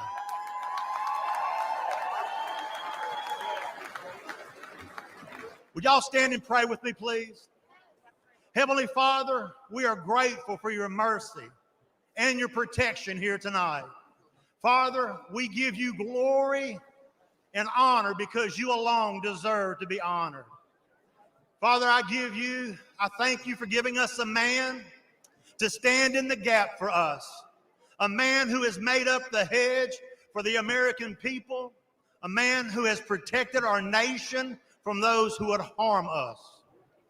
Father, we thank you for raising up President Donald J. Trump to be the 47th President of the United States of America. And I also thank you for protecting him from the evil that was perpetrated last Saturday. Father, I ask that you would unite our country once again, a nation, Lord God, under your leadership. Father God, help us to elect leaders that will help us to become the lead country in the world, to hold the values that our forefathers intended for us when they drafted the Declaration of Independence and the Bill of Rights. Father, I ask that you would help us to elect men and women of God who will protect the rights that were promised to every American, protect us from tyranny, and restore truth back to the public square. Father, I pray for the Donald J. Trump and J.D. Vance tonight, that you would give them grace, strength, and wisdom to guide our country once again. And Father God, help make America great. Once again, I ask it in Jesus' name. And everybody said, amen. Yes.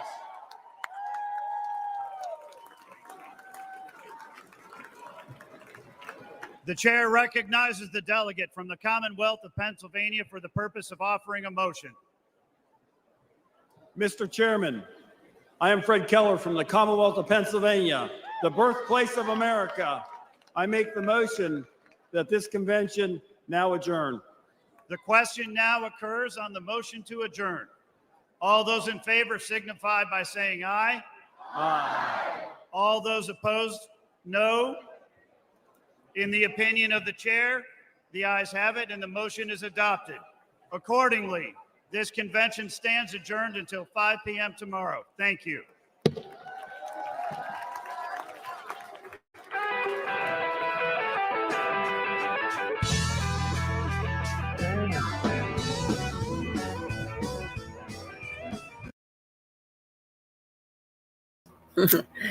And with that riff, is New York's Donald Trump running for president? He bought full-page ads in 3 East Coast newspapers today stating his views on foreign policy, and these ads will win him a following. Good night, blessed. In the ads, he says, there's nothing wrong with American foreign policy that little backbone won't cure.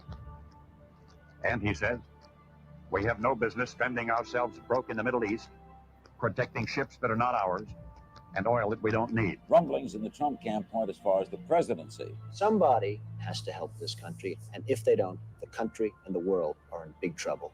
Because within a short period of time, as sure as we're sitting here, there's not going to be a country and there's not going to be a world. I have no intention of running for president. And if it got so bad, I would never want to rule it out totally. Together, we will determine the course of America and the world for many, many years to come.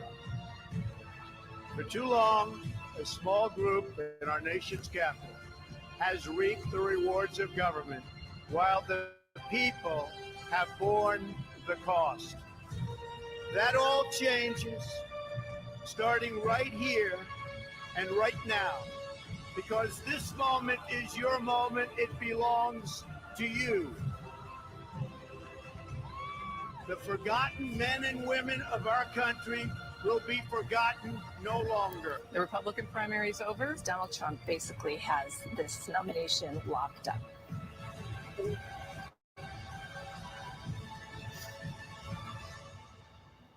Everyone is listening to you now. I will fight for you with every breath in my body, and I will never, ever let you down. My fellow Americans, our movement is far from over. In fact, our fight has only just begun.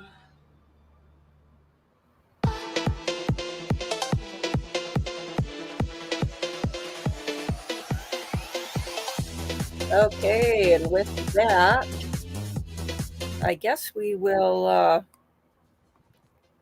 probably call it a night. Tomorrow we'll be hearing from Trump himself, and they'll bring on a lot of big people to speak. We haven't heard from Eric or Ivanka yet, so I'd expect to see them. Not sure who else we'll get. So I'll tell Samantha she needs to get a nap for tomorrow. Okay, well, have a great night, everybody. Bye-bye.